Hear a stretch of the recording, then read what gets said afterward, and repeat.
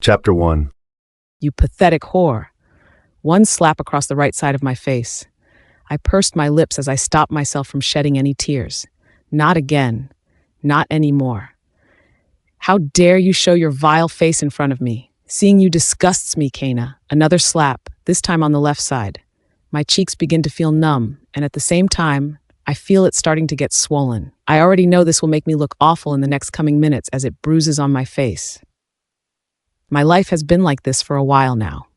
Whenever Ivy sees me alone, she uses this as an opportunity to hurt me. She makes sure that I know my place and that it is at the bottom with the dirt. Please, Ivy, that's enough.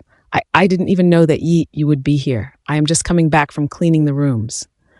I managed to croak out as I lifted my hands up to my cheek. I winced from the pain. They felt so warm, it was almost like touching fire. Excuse me, are you talking back at your Luna? You're nothing but a lowly peasant in this place, Keira. You may have been Alpha River's ex-girlfriend, but those days are long gone since I became his real Luna. Her words are venomous, each syllable piercing through my heart like a sword and being twisted so it hurts even more. Keira, she calls me again and again. From the very first time she approached me, she called me that even when I told her it was wrong and my name was Keira. She laughed it off and turned to River, her mate and our Alpha. Alpha River just laughed too. He was so smitten by her. Every word that came out of her mouth, he ate it all up. Every laugh she made, he smiled and blushed at her. I think she would fart, and he would inhale all of it. Before I could see what she was going to do next, it was too late, and her hands pushed me onto the floor with one big flop. I dropped on the ground like a sack of potatoes, and a small whimper escaped my lips. I used to scream in pain, used to beg for her to stop, but I soon quickly realized that all of it was useless. In fact, it just fueled her ego more, thus making her hurt me worse, so I stopped. I bite my lip or my tongue, clench my fists, or pinch myself whenever I feel myself about to explode. Don't do it, Keira.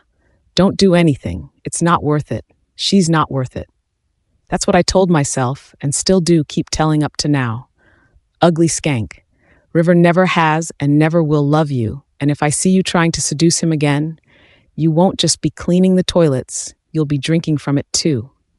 She spat on my hair, and all I could do was just stand there and take in the abuse. I wasn't trying to seduce him, Luna Ivy. I promise I was only talking to him as my best friend. I wanted to ask him about a new fighting technique he showed before. It wasn't about getting closer to him or anything. I tried to reason out with her, but it was clear she was not having any of it. Her eyes stared straight into me with so much anger. Shut up. I don't care, nor does River. I told you to never speak to him or breathe anywhere near him again. You may think that he still loves you because of your relationship with him for years, but that's before I showed up, his real mate. I shake my head, the tears starting to come out as she kept saying awful things to me. But no matter how awful it is, I know that she is right. That's the worst part about all of this. Just a week ago, Alpha River loved me like his mate. He treated me like he was going to make me his Luna someday. We had spent years as each other's best friend and then 2 more of being in a relationship. But then she came. Ivy Quinn, the most beautiful ice queen amongst us, and I was pushed aside by River like I was nothing to him. Everything we had, every kiss and every night we spent with each other, erased and gone. No, you're wrong. You're wrong. He still cares about me.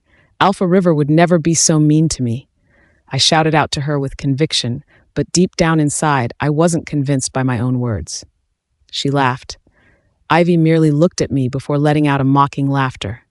She then took 2 steps closer to me, and my heart beat like crazy from nervousness. Before I could say or do anything else, she stomped her foot hard on my chest, and I stumbled backwards, hitting my head against the floor. I squirmed from the sudden pain. Stay away from my mate. He's mine. She shouted with a growl that sent shivers all over my body before walking away with her hips swaying and her long silver hair flowing effortlessly up to her hips. When I know she's no longer in the corridor and she can't hear me, I break down into tears. All of my pent-up sadness and anger just bursts out of me like a volcano that had longed to get out. I crawled over to the side of the corridor where a big enough plant vase covered me in case others passed by. But luckily at this time, not a lot did, since most were either busy at training or doing patrol. The only reason I was here was because I was put into the cleaning roster for the whole week. That never happened, and I have a feeling it only did because Ivy made it so. 1 week of her in our pack, and she already has me scrubbing floors and cleaning toilets. I knew my entire life was going to change when she showed up that day. I just didn't know it would become like living in hell, and she was the devil making sure I was as miserable as possible. Keira? I heard 7 rhythmic knocks on the door and immediately knew that it was Zane. He was the only one that knocked like that. Can I come in? What? No, wait, just a second. I almost slipped on the bathroom floor as I rushed to put on clothes since I had just come out of the shower. Hurriedly, I put on a hoodie and sweatpants. Back then, I used to wear much more colorful and elegant clothes, but ever since she arrived, I never wanted to stand out. Besides, I know she would throw whatever she could on me again and humiliate me if she saw me do that. She's done it before, so I know she wouldn't have a problem doing it again. Okay, you can come in, I announced, and seconds later, Zane appeared in front of me. Zane Frost is my closest friend here, and one of the few I could say that I trusted with my life. Evidently, he was also the first pack member that approached me the day I was cleared to go out after I was found almost dying in a snowstorm. We were only kids, but he played with me and made me feel like I belonged there when I obviously didn't. Ever since then, I knew I will never forget that day. What? Is there something on my face? I asked, flustered and confused. I quickly ran back inside the bathroom to check, but when I got there, there was nothing. Still the same olive skin and golden eyes. My hair was darker than usual since it was still wet from the shower, but even dry, it was still painstakingly different from the silver, gray, and white hairs of this pack. In the White Howlers, I was the only raven-haired and golden-eyed girl, something I have struggled with for years and still continue to try and live with as best as I can. I turned back around to face Zane. If you're going to just tell me I have ugly on my face, zip it, I said jokingly before chuckling softly. Zane was the only one who could say something like that, but I would know instantly he didn't mean it. We just loved messing with each other ever since we were little. Zane, I said as I looked at him with furrowed brows. He was still staring at me, but this time I noticed that his jaw was clenched as if he was angry. Why in the world would he be angry? He let out a defeated sigh before looking away from me. I always hated seeing you like this. Fuck. He knows. Even when I've healed and the swollen of my cheeks are long gone, he can still tell. Somehow, he always could. When Ivy left claw marks on my arms after she bumped into me, Zane stared at my arms a few seconds longer than usual the next day. When Ivy had given me a black eye after she shoved me away, and I hit the cabinet in the kitchen, Zane passed me an ointment, even though I was sure I was more than 90% healed and covered what remained visible with makeup. Those were just some of the instances that he knew, but I never figured out why, nor did I dare to ask. Frankly, I was entirely grateful he never said anything about it or mentioned anything remotely close to it. Up until now, it seems. I don't know what you're talking about. We should go down to the white banquet and eat. I told him, brushing away the topic, and just as I was walking over to the door, he took my hand and stopped me. Zah, you have no idea how hard it was for me having to see you hurt every day. You're my best friend, Keira, and I had to pretend that you were okay when you're clearly not. His words take me by complete surprise, but I try not to give in. Because I know if I do, I will end up telling him everything, and I didn't want anyone to know how much I've been suffering at the hands of our own Luna. You need to tell River. He has a right to know about how you are being mistreated. Please tell him so he can put an end to all this. Zane seems like he is hurting as he says it, his gray eyes piercing into mine with so much emotions in them. I know because as much as Zane wants to help, he can't. Ivy does these things to me, and maybe to many others in the pack, because she can get away with it. She knows that whatever she does, at the end of the day, we had to follow her because her mate was our alpha. Doing so otherwise would give you a bigger punishment, or worse, you would be banished from the pack forever. I shake my head. He doesn't care. He never will.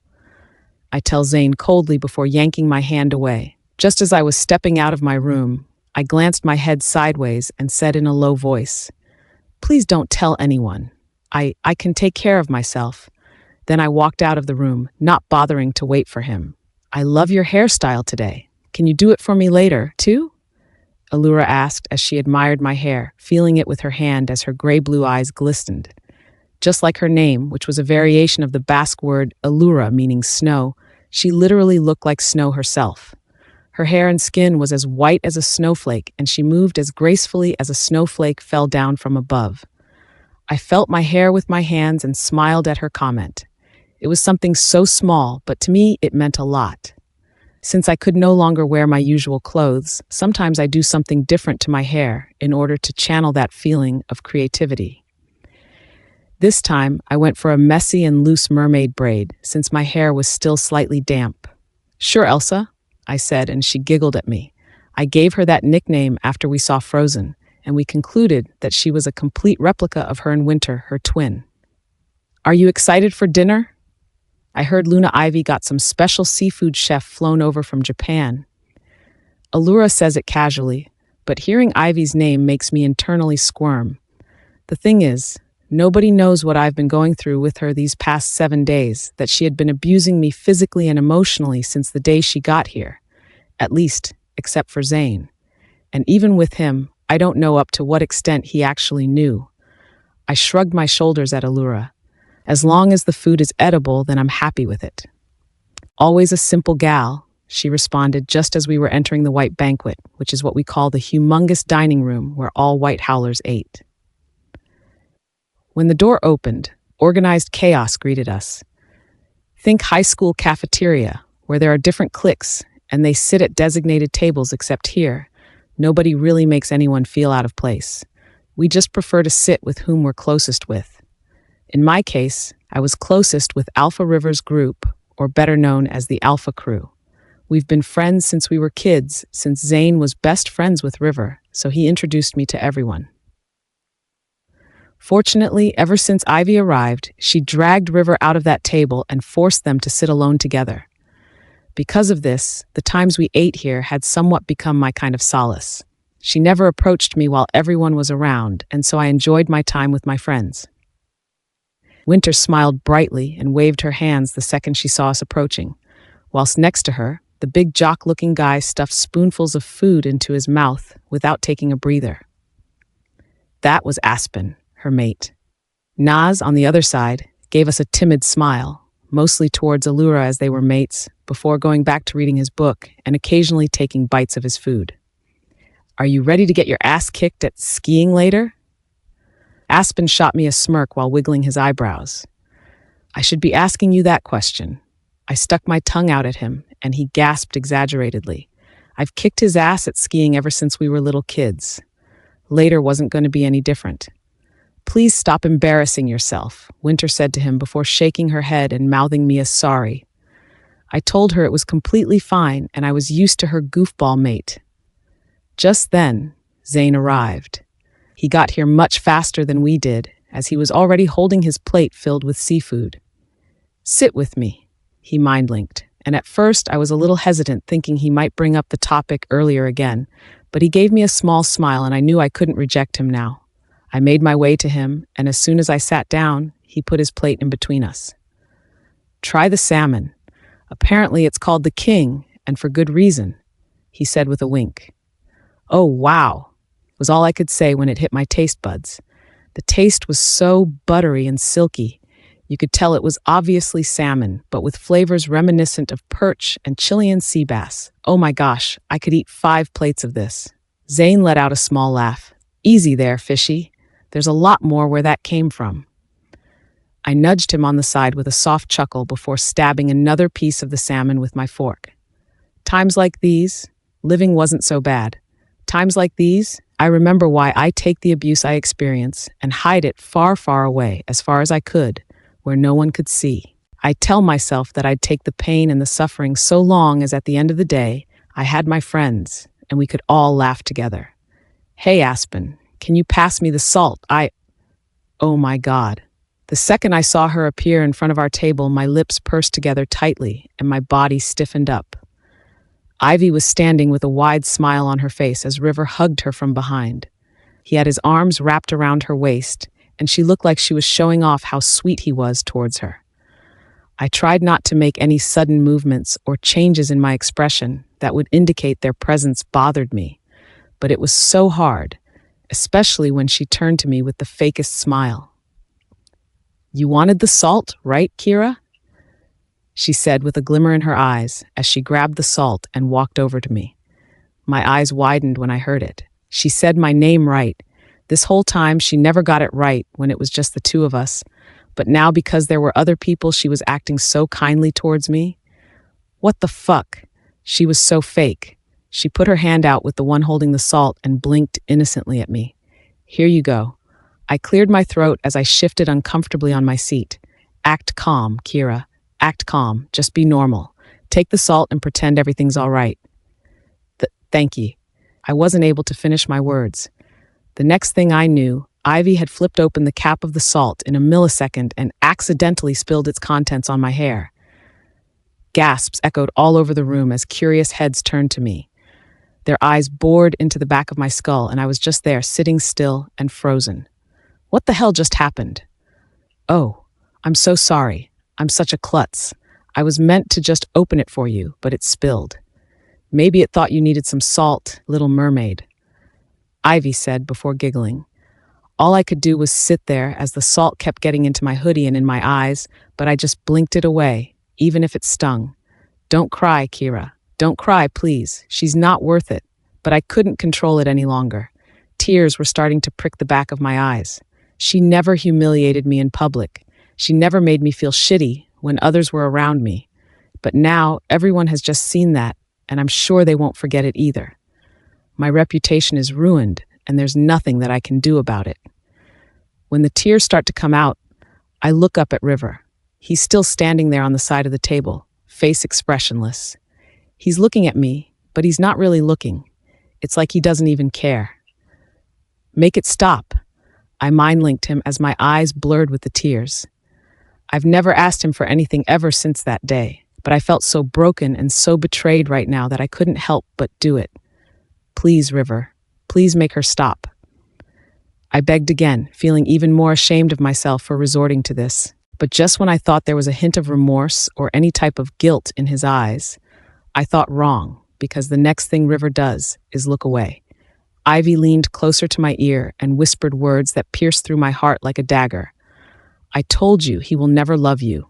Save yourself what little dignity you have left and just leave, you pathetic slut." She backs up, but before turning away, she grabs the plate of salmon and drops it all on my head. "Oops," she says it like it's a joke that I'm a joke. Little Mermaid can't be complete without her fish friend. At that moment, I just wanted to die. Life really sometimes works in mysterious and heartbreaking ways. One day you feel like you're on cloud 9, and then the next it's like you've been pushed and you're falling, and falling until you've hit rock bottom and nobody is there to help you up. You're all alone and you tell yourself that you can do it, that you can keep going, and sometimes it works. You do that. You keep pushing yourself. But other times, the worse it gets, you realize that you were just fooling yourself and what you're doing isn't helping. It's just torturing you. You're walking into your own downfall, your own demise. So why not just give up? Why not just disappear? Wouldn't that be better for everyone else around you?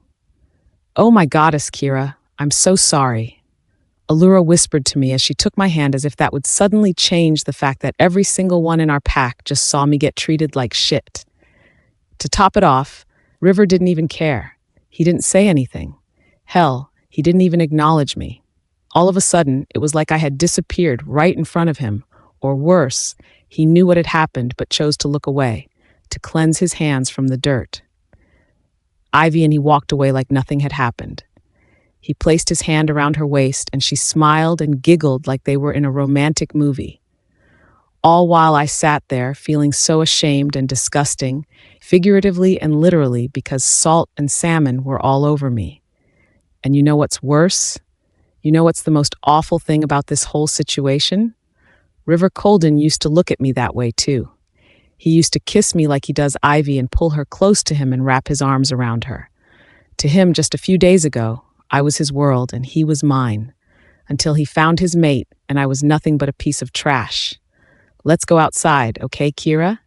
Zane linked to me, and I nodded my head slowly because it's the only thing I can do. I can't speak.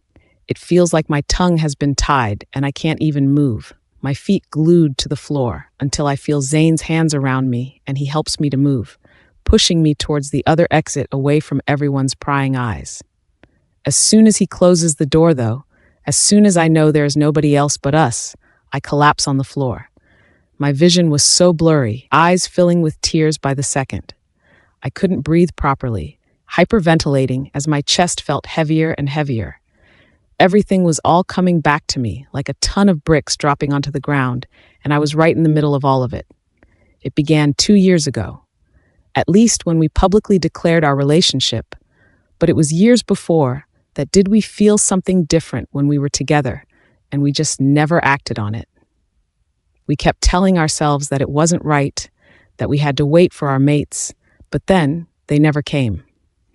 River and I got our wolves around the same time. His was Gray, a fitting name for a wolf that was mostly white with streaks of black that blended with his fur, creating a gray color effect. Mine was Fuyu, meaning winter in Japanese. As a kid who grew up around the white wolves, I hoped somehow that when I got my wolf, it would have white fur on it, but I knew it was impossible. I wasn't born a White Howler, I was just accepted as one. Evidently, my wolf was the darkest black you could ever imagine. It was so dark that I was the best camouflage at night. Again, nobody discriminated on my color, especially River. In fact, he would sometimes get a patch of snow and cover my wolf around with it to make it seem like I was the same fur color as him. He told me that white or not, though, he likes my wolf for who she is. Fuyu and I squealed like a smitten girl who was having her first love, though we forbade ourselves from doing anything more than internally crushing over him. A year or so after we both shifted, neither of our mates came. It was River who felt disappointed at first, and it was because there were so many more responsibilities hanging on his back. He was to be alpha, and everyone expected an heir from such. His younger brother, Sky, was just 10 years old, so everything was expected of him. It was a hard time. River came back to the White Castle at dawn most days, as he would be going around the city and even out of the city to find his mate. He was tired and restless, but mostly heartbroken. One night, he came home and went straight to my room. He cried in my arms that night, saying that he will never find his mate, and I was heartbroken for him, but I couldn't do anything. As much as I wanted, I was forbidden. And then it happened. He kissed me. River Colden, alpha of the White Howlers, kissed me. But it wasn't just that. He confessed that he loved me and that he knew I loved him too. I tried to fight it, to deny it, but eventually I gave in. From then on, we were inseparable. River didn't care about his mate when he had me. And then she came. When Ivy arrived, River knew instantly that she was his mate, the mate that he had been searching for countless years and the one he had given up on. All of a sudden, I was nobody to him. Pushed to the curb and forgotten, I was heartbroken. I cried myself to sleep, and I still am.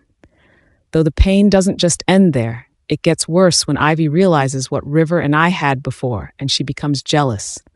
From then on, she targeted me, making every day of my life a living hell. But the thing is, she never did it where others could see. She made sure to hide the way she treated me like shit, so why now? Why would she suddenly do that? What could she possibly gain from it? And then it hit me. It hit me how like a 10-wheeler truck would feel like. She wanted me to realize that River no longer cared about me, that nobody would come to my rescue even if I was humiliated in front of them.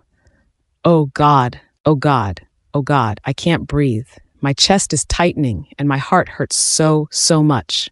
I wanted to scream. I wanted to cry out my heartbreak, but I couldn't open my mouth. I couldn't do anything, and it made me feel so fragile.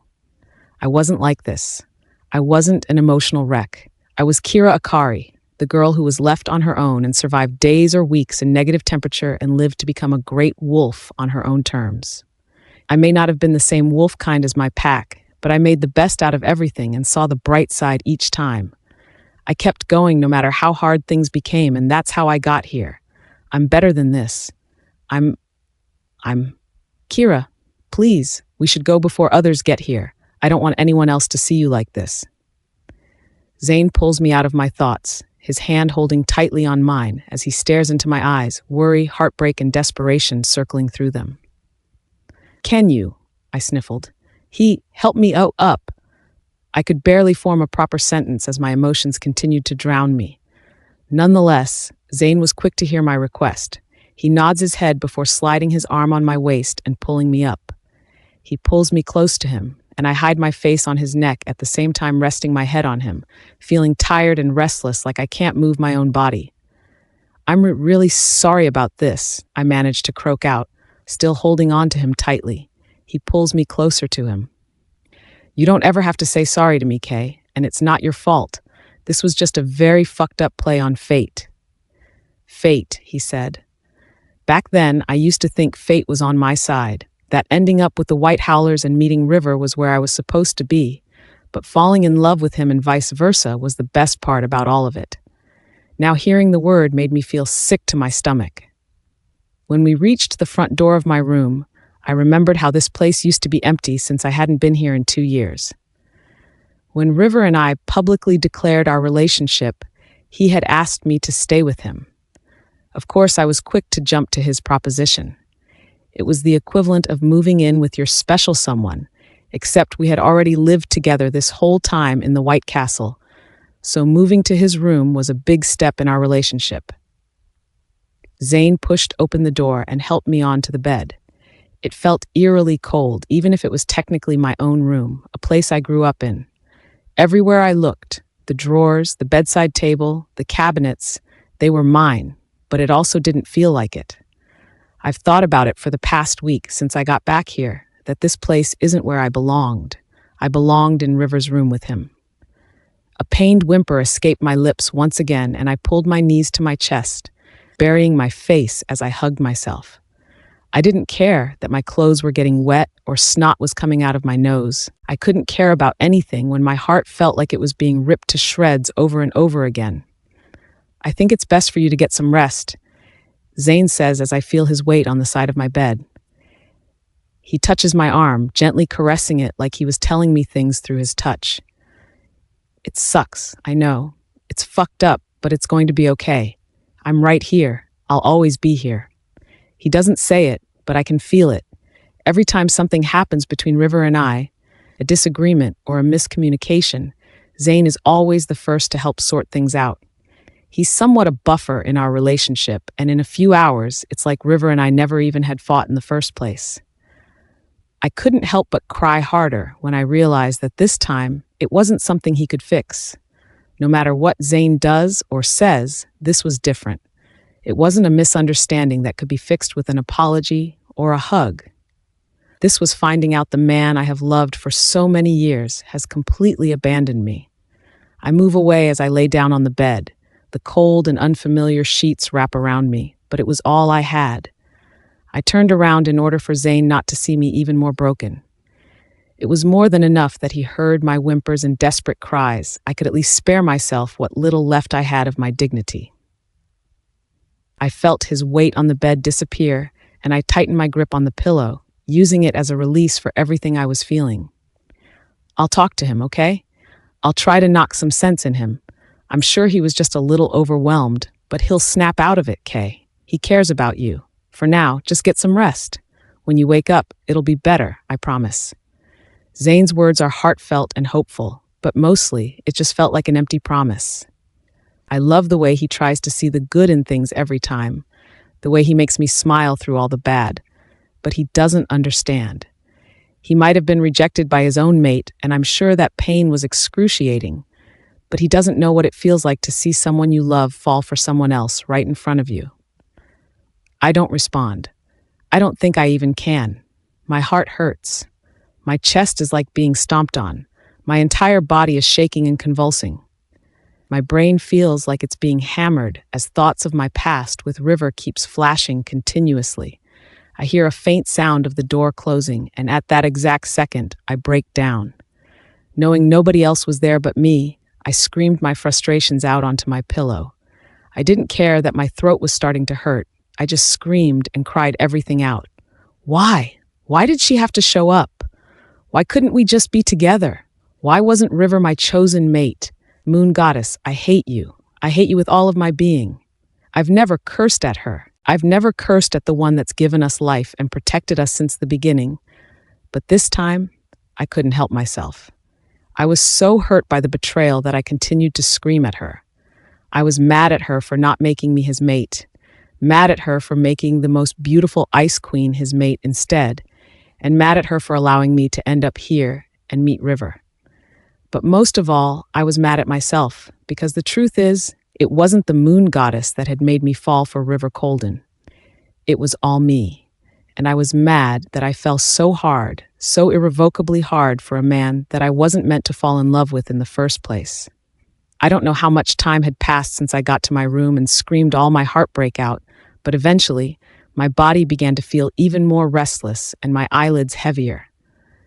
Maybe when I wake up, this will all just have been a cruel nightmare and things will be back to normal. Maybe, hopefully, I could sense him. I could sense River nearby, probably right outside my door, which woke me up immediately. I didn't even bother to see how stupid I looked after falling asleep crying. I got up off the bed and began to sprint towards it. The thought of seeing River and being able to talk to him again fueled everything inside of me. "You're a fucking idiot, River." I froze when I heard someone else scream at him. It was Zane. I know his voice, and I know that he was extremely frustrated at him. "Don't talk to me like that. I'm still your alpha." River spoke, and his voice sent shivers all over my body. It's only been a few hours, and it was as if my body was already having withdrawals. Just hearing his voice triggered something in me, and I needed to pull myself together if I didn't want to break down again. "I'm talking to you not as your beta, but as your best friend. Don't leave Keira hanging like this. Don't treat her like this." Zane spoke again, a sense of determination and slight plea in his voice. They were talking about me, and I remembered that it was because Zane said he would try to knock some sense in River's head. They were arguing because of me. I don't know what else to do, man. My mate's here, and she's everything I've ever wanted. You know how long I've been waiting for her. My heart shattered at his words. Just when I thought there was no way River could emotionally hurt me more, I was wrong. She's everything I've ever wanted. Then what was I? What was I to you, River Colden? Wasn't it you that said you didn't care about a mate? That you only cared about me? What happened to that? I put a hand over my chest, my heart thumping so loud and so fast I thought it was going to explode any second from now. He doesn't love us anymore. Fuyu, she's here. My wolf comes out taking me by surprise, as I thought she would be too heartbroken to speak.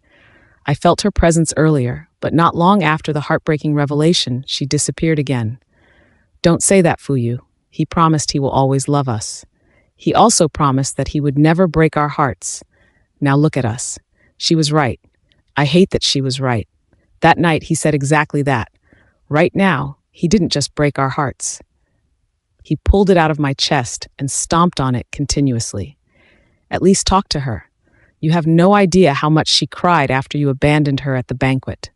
Imagine how hurt Keira was, your goddamn girlfriend, when she saw you go after another woman in a split second after she was humiliated by the same person. Zane speaks up, the tone of his voice getting stronger with each word being enunciated for emphasis. He spoke like he knew exactly what I was going through, but I guess in a way he somehow does. Zane always knew. He was an empath. He could feel other people's pain and sadness stronger than others. There was silence on the other side. A much too long silence that hurt me the longer it went on, because it meant that River didn't just hear what Zane had to say and agree with him. He had to think about the fact that he broke my heart with what he did, and think again on what he was supposed to do. I wanted to yell at him. I wanted to scream my heart out at him. Tell him that all I want is for him to hold me again, like before. Promise me that even if he's found his mate, I'll still be someone special to him, that he could make all of the pain stop because I didn't deserve this. I don't expect him to reject his mate. It hurts like hell. Yeah, and though I never experienced the mate bond, I know for a fact that it was strong because the bond is special. I can't compete with that, nor do I have the right to. All I want, all I really want, is for him to just continue to see me as the girl he grew up with, the woman he made promises to, the one he said he'd always put a smile on her face, the one he said he would protect. Don't ever call her my girlfriend again, and that other woman is your Luna. You better address her as such. River spoke up just to defend Ivy, not bothering to acknowledge what I had to go through. Wow. But fucking fine, I'll go talk to her, he added, and I panicked. I didn't want him to know I had been listening in on their conversation this whole time. As quickly and as quietly as I could, I ran back to my bed and turned around so he wouldn't see that I was already awake. I guess a part of me was still hopeful, the stupid part of me at least. I hoped that he would come into the room, sit on the edge of the bed, and wake me up with a kiss like he had always done. Instead, I get the cold, hard reality as he enters the room and slams the door in a way to wake me up. It was like a slap on the face or a punch in the gut. "Keira," he said, cold and distant, the absolute opposite of how he used to call me every morning when he woke up, right before he would cuddle with me. He called my name like he needed me. This time, he called my name as if he wanted nothing to do with me. "I know you're awake." I didn't move or say anything. I didn't know what to say anyway. He sighs as if he's the one that had been betrayed, that had been humiliated in front of everyone, and had been left all alone by his first love. "Fine, you don't have to talk anyway. I'm just going to say it straight." A second pause. "I'm sorry." My heart leapt out of my chest. Did he just apologize? Suddenly the hopeful part of me flourishes and I feel Fuyu flutter too. All it took were 2 words said emotionlessly, and we both were wrapped around River's finger again. Just as I was turning around to look at him, to get up and walk over to him in the hopes of being able to hold him again, he spoke up again. "But we can't do this anymore. I can't be with you, Keira. Not like before. I'm really sorry it happened like this, but a part of us knew it was going to happen sometime, didn't we?" "No, River. You're wrong.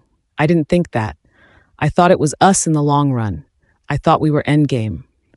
I wanted to tell him that, but I kept my mouth shut. Instead, my fist continues to tighten, so much so that any second now my nails would rip through my skin and blood would start to come out. He exhales deeply, and I know he pushes his hair back, his soft and silver hair that I used to run my fingers through, because his scent magnifies in my sense of smell. My whole body shudders at the sensation. Things change, and my mate is my mate. I can't change that, and I love her, Keira. I love Ivy, and she is our Luna, and I want you to respect that. I want you to respect her, and River's words fade into the background like a static noise. All I could hear in my mind was the name Ivy. Her name repeating in my head like a whisper, taunting me, mocking me, and making me feel inferior. Ivy. Silver blonde hair up to her thighs, each strand straightened to perfection, gray eyes that shined with a light blue color in the middle, skin as white as snow. She was perfect. Perfect for the White Howlers pack, perfect for their alpha. I'm sure River's parents are over the moon happy ever since she arrived. Why wouldn't they be? It's their son's mate they've wanted for him this whole time. Sivney and Roman loved me like their own daughter, and though they were also somewhat supportive of mine and River's relationship because they saw how happy we were, they still remained skeptical and guarded about it. "Keira? Keira." I shake my head back to the present, just realizing that I had zoned out far too long than I wanted to. I cleared my throat, feeling embarrassed. Gone are the days River used to just laugh at me when I get lost in my own thoughts. Now he was looking at me like I was wasting his time. "Did you hear what I said?" he asked with a bitter tone. "She's our Luna, and I should respect her," I said to him, barely audible as I was too ashamed to even say anything, and I didn't agree with the words I was saying either. I just wanted to run and hide, bury myself 6 feet underground. "Yes, thank you. I know this is all a bit unusual, but I just want you to know that this is still your home, Keira." River breathes out, pushing his hair back, and my heart skips a beat. I didn't want it to do that, for my stomach to flutter, but it does because it's like my body has conditioned it to fall for every action he does. That was my mistake. He walks forward and my body stiffens.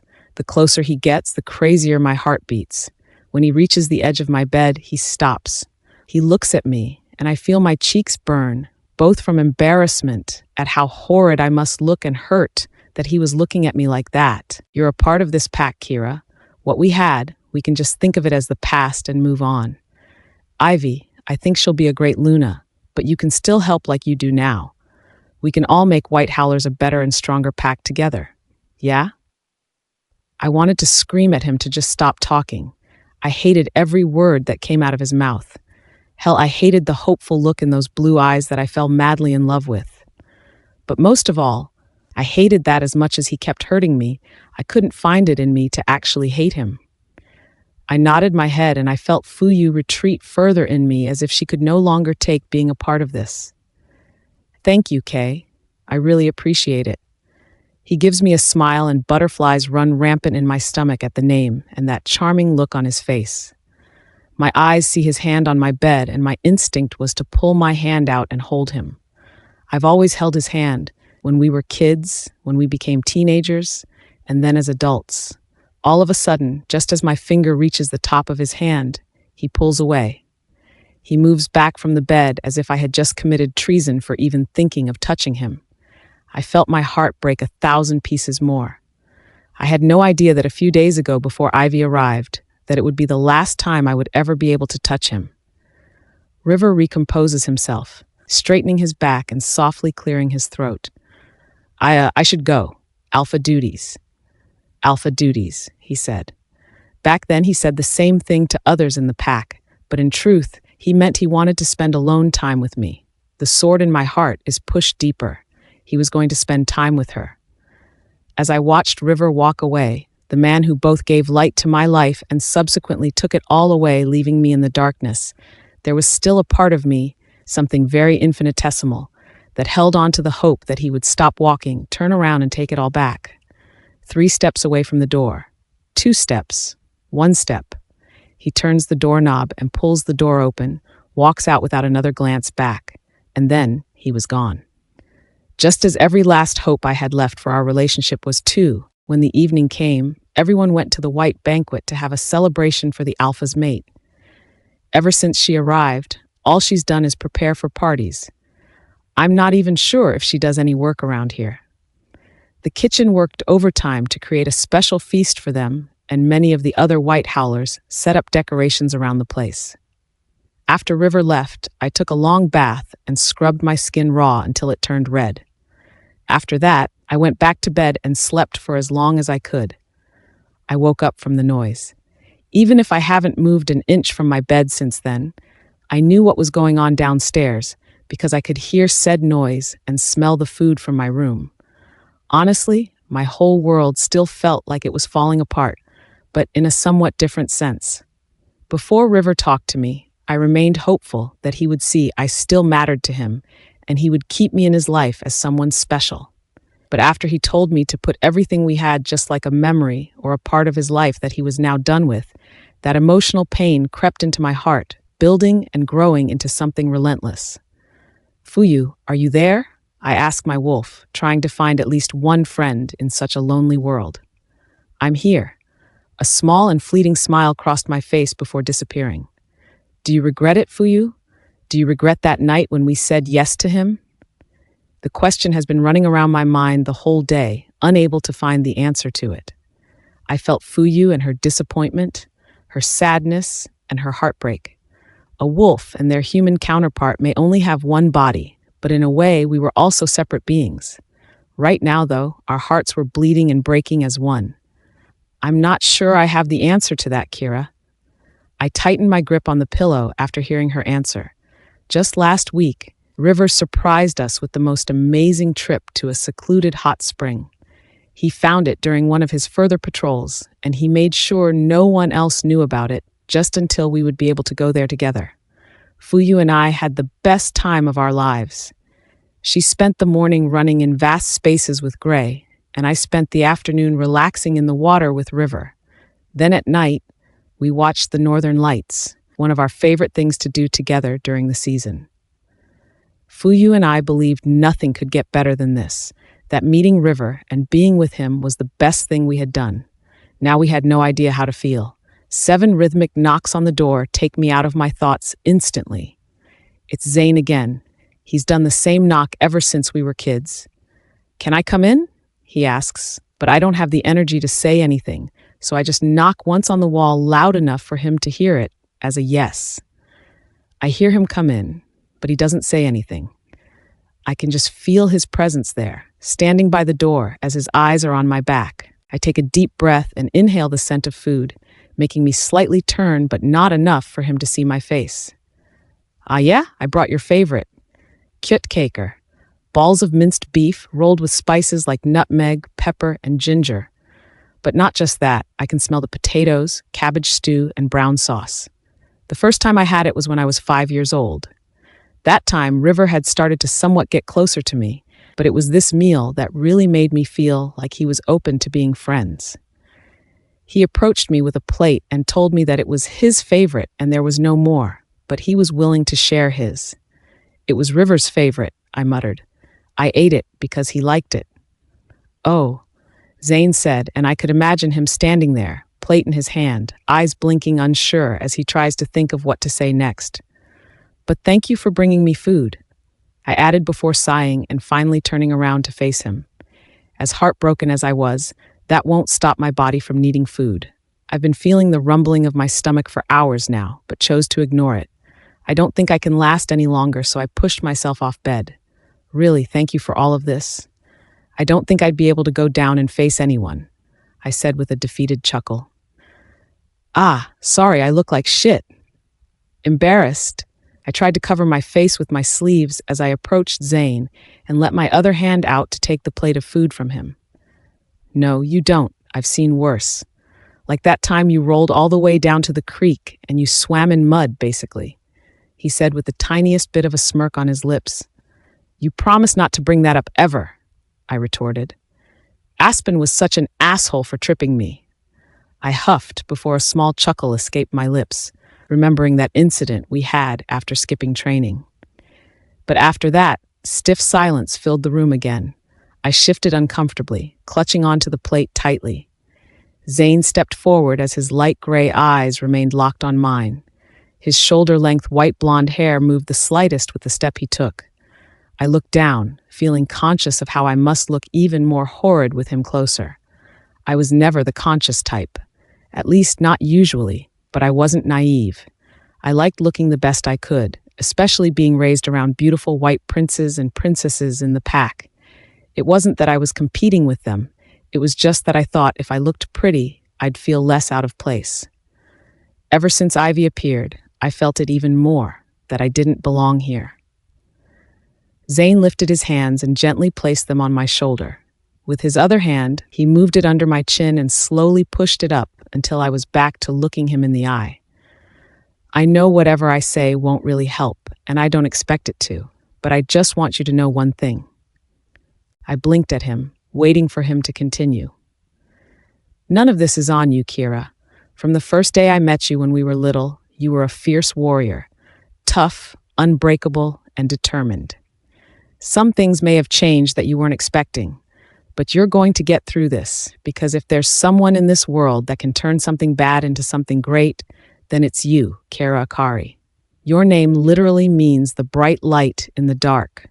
Don't ever forget that."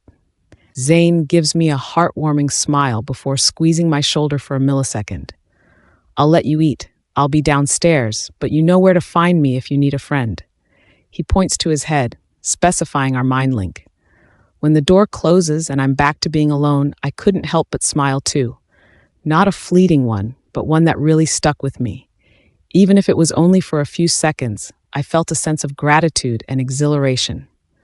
Thanks to Zane, he made me remember who I was, who Fuyu and I were. We came here with nothing and we made ourselves into something. This was a shitty thing to happen, but I'm going to keep pushing. Who knows? If River could find his mate, then maybe mine was somewhere out there too, and Ivy can't always treat me like this, right? Someone would have to put a stop to it somehow now that they all know. That night, I managed to sleep without crying. Though I still had a somewhat heavy heart, I didn't let it bring me down as compared to earlier because I knew that tomorrow was a new day, and with a new day comes a chance to renew myself, to be better, and to do better. The weather was colder in the morning, but the snow had started to slowly melt off, leaving wonky, dark, and wet spots all around the ground. Fuyu and I ran fast, the morning breeze seeping through our fur, but this didn't stop us. On the contrary, it rejuvenates us. This morning, I woke up at 5:30, about half an hour earlier from the usual wake-up time of everyone in the castle, mostly because I wanted to see the sun rise, but more so because I wanted to get breakfast without seeing anyone. I wasn't ready to face anyone. I knew we all had a good relationship. They've treated me like their family all these years, but I just can't have them looking at me knowing they saw me in such an embarrassing state. By 6 o'clock, I had found my spot by the tree where I left my clothes to come back to after mine and Fuyu's run. With no one else around us, we let ourselves go wild. We run at the speed of light, we brush past trees and leave claw marks. We're unstoppable. By 7, though we still had energy, I decided to head back anyway. Breakfast would have been finished by the time I get back to the castle, and most of the wolves would be scattered around the area, so it would be the perfect time to get back in with less of them seeing me. Hey, I froze. The voice wasn't like I've heard from the pack, and the accent was definitely different. I quickly brushed my hair back behind the large tree, trying my best to fix however I could, as it was usually a wavy mess after a run. I know you're there, she spoke again, and that's when I managed to figure it out, or who she was. When I turned around and stepped away from the tree, that was when I saw her. Ivy Quinn. She was standing with a wide smile, plastered on her face, like it was glued to be like that. Her hair was perfectly straight, and her eyes twinkled like she had the best 12 hours of sleep last night. I knew she came here for trouble the second her eyes locked with mine, and my body shuddered in fear. Fuck, I need to get out of here, but it was too late. I couldn't run away without looking suspicious, and besides, she was partially blocking my way. I have to talk to her and pray to the goddess that whatever this is, I get out of it immediately and in one piece. Hi? I tucked a strand of hair behind my ear before finding a piece of small leaf on it and quickly throwing it away, hoping she didn't see it. She chuckled. She saw it. Damn it. You weren't at the banquet last night? You missed a really good party. She said and acted as if what she did yesterday didn't happen at all. What the hell kind of game was she trying to play here? I was asleep. I responded before my eyes wandered around her, trying my best to look everywhere but her, because my insecurities will get the best of me if I look at her more. I hate that she's pretty much perfect in every aspect and exactly how everyone expected for River's mate to be like. And though River's parents and his younger brother Sky had to leave on the day she arrived for some kind of trip, I'm sure they would love every bit of her too. She belonged here. She was the chosen one. His chosen one, and I was a nobody. Always have been and always will be, no matter how hard I tried. Oh, she says with a frown that was so fake I almost gagged in my mouth. Well, that's all right. There's always a next time. That is, if you're still here. Her frown turned into a smirk in seconds, a smirk that looked so unnerving. My brows furrowed at her words. What? You're leaving, aren't you? She asks with a glimmer in her eyes, and I used to think she was so beautiful the first time I saw her, but looking closely at her now and knowing who she really was, all I could see was the ugliness in her heart that broke out into her physical attributes. I don't know what you're talking about. I have to go. I told her, and just as I was getting ready to leave, she spoke up again. River talked to me about you last night, she said. My body stiffens up at the mention of his name, but also at what she said. River told her something about me. I wouldn't have expected it knowing that he seemed to not want to do anything with me. What did he say? I asked, curious and annoyed at myself that I even felt that way. I shouldn't care. Just last night, I told myself today was another day to start anew, but I just can't help it. Maybe one day I'll get over River, that my heart won't skip a beat at the thought of him. But today's not that day, because my heart is thumping and my mind is going crazy, just knowing he was thinking of me with her. that you were found by his parents and they took you in. I mean, I would have guessed you weren't from here because of, the way you look. I noticed her eye me up and down quickly, which made me feel uncomfortable. But anyways, he said I shouldn't treat you badly, she says before crossing her arms in front of her. I swallowed the lump in my throat. He said that? He actually told his Luna not to hurt me? I think my heart just did a somersault. I would have never expected him to say that to her. Maybe he is still trying to protect me after all. I cleared my throat and tried my best to act as if the words didn't bother me, keeping a straight smile. Cool, yeah. I'll go ahead. I need to wash up and... That's not all, though. My body was halfway turned to run away from her sight, but when she spoke again, I stopped. When I turned back to face her, her expression had changed from a wide smile to an eerie one that sent shivers down my spine. What did she mean that wasn't all? And this is the best part, she giggled. This didn't sound good, but I couldn't leave. A big part of me wanted to stay to know what else he said, but I knew doing so would be a bad idea. He said I shouldn't treat you badly in front of others, she finished, and that's when it felt like my whole world was crumbling into pieces. What are you talking about? I don't believe you. River would never say that. I stood my ground. Ivy smiled as if she was proud she finally got a reaction out of me. Oh, believe it, honey. He said I was free to do whatever I wanted with you, as long as nobody saw, because when they do, it'll be on him too. Sweetie, he cares more about his reputation than you. Isn't that just so romantic of him? Is that the guy who you thought you had a chance with? She laughed, and somehow it sounded like a witch was laughing in my ears, and it was screeching and uncomfortable. I know you used to fuck him, but those days are long gone. You will never, ever be able to touch my mate again, you disgusting pig. She shouted before shoving me, and because I was not expecting it, I lost my balance and my back hit against a tree hard. Ow! I shouted out in pain before I hugged my body into a fetal position. At that moment, I hoped that she would let me go, that to see me broken like this would be enough for her. I was very wrong.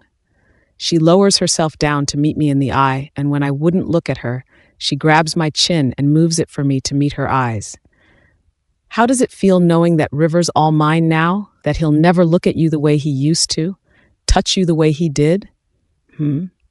She tilted her head, and the eerie smile on her face turned to a taunting smirk. She looked deranged, and I was starting to feel very unsafe. I have to get out of here. Staying really was a terrible idea. I have to go. As I was gathering the energy to stand up, she took my arm and squeezed it with so much force I thought she would almost break my bone. Ivy was smaller than me. Not by a lot, but my build was bigger because it was obvious I do much more physical activities. If I wanted to get away from her by pulling my hand, I could, but a part of me didn't want to move. A part of me somehow wanted to know what else she was going to say. Don't play stupid, Keira. Keira, I still managed to correct her, but she didn't seem to care, continuing with what she was saying. When you two were mateless, you found each other, yada yada. She tightened her grip and pulled me closer to her. How does it feel knowing you'll never have him again like that, Keira? I grit my teeth. It's Keira, I think to myself, but I don't respond. I just look to the side, away from her eyes. Fucking look at me and answer, she shouted before she slapped me. Hard. It was so hard that the sound made the birds around the area fly away. My eyes closed and I almost teared up, but I bit my lip and pushed the tears back. I'm not going to cry. I'm not going to fucking cry. She was intimidating as hell, but I didn't care, nor did I have the patience for this. Even if I admit it, so fucking what? What good was that going to get me? I didn't bother to say anything else. I didn't want to give her any more of my time, nor any satisfaction to whatever she was planning.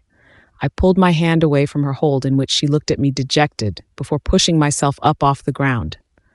What a bitch! She shouted, and a growl escaped my lips without me meaning to. I could also feel Fuyu getting angry, but I calmed her down. This fight wasn't worth it. She wasn't worth it at all. I know what you want, she said in a devious tone, and her eyes darkened as she looked at me. She shot me a proud smirk, pushing her chest up. Hurt me, do it, don't you want to? If I disappear, you can have River back again. No mate means he's all yours, right? I know you want to, Kana. I've hurt you so many times, and this is your chance to get back at me. Her eyes darkened. Do it.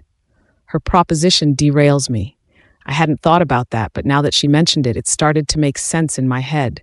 Without her, things could get back to normal. River would come back to me and love me the way he used to before she showed up. I can be his Luna without the fear of someone coming to ruin what we have again. We could be together for the rest of our lives. The dream. My dream. I could make it all come true with 2, or maybe even just 1 punch, and she'd be nothing again. Nobody to River, as she should have stayed so in the first place. I look away, closing my eyes as I took deep and steady breaths. It may be what I've always wanted, but I won't take a life for it. Besides, I was not like her. I don't hurt people no matter how shitty they are. I will never be like her. This was my fate, and I'm starting to come to terms with it. Before the villainous woman could say anything else, I shifted back into my wolf form, not bothering to take my clothes off as I just wanted to get out of there. I saw the shock in her eyes and the way her body had stiffened before I turned around and ran away. I let the cool wind brushing against my fur bring with it the things I heard from Ivy. Hurt her, make her disappear, have River all to myself. It was a crazy plan, a plan only a psychotic woman would think of. I should let River know. I should, shouldn't I? He deserves to know that his supposed perfect and innocent mate was fake and was just putting up an act. But then again, would he even believe me? Remembering the way he looked at her so smitten shoots an arrow straight to my heart, and I begin to doubt my plan. She was his Luna, our Luna, and anything bad I say or do relating to her would be treason. It could quite literally almost cost me my life. But he would believe me, right? Why would I lie to him? In all our years together, even as kids, I never lied to him. We promised never to.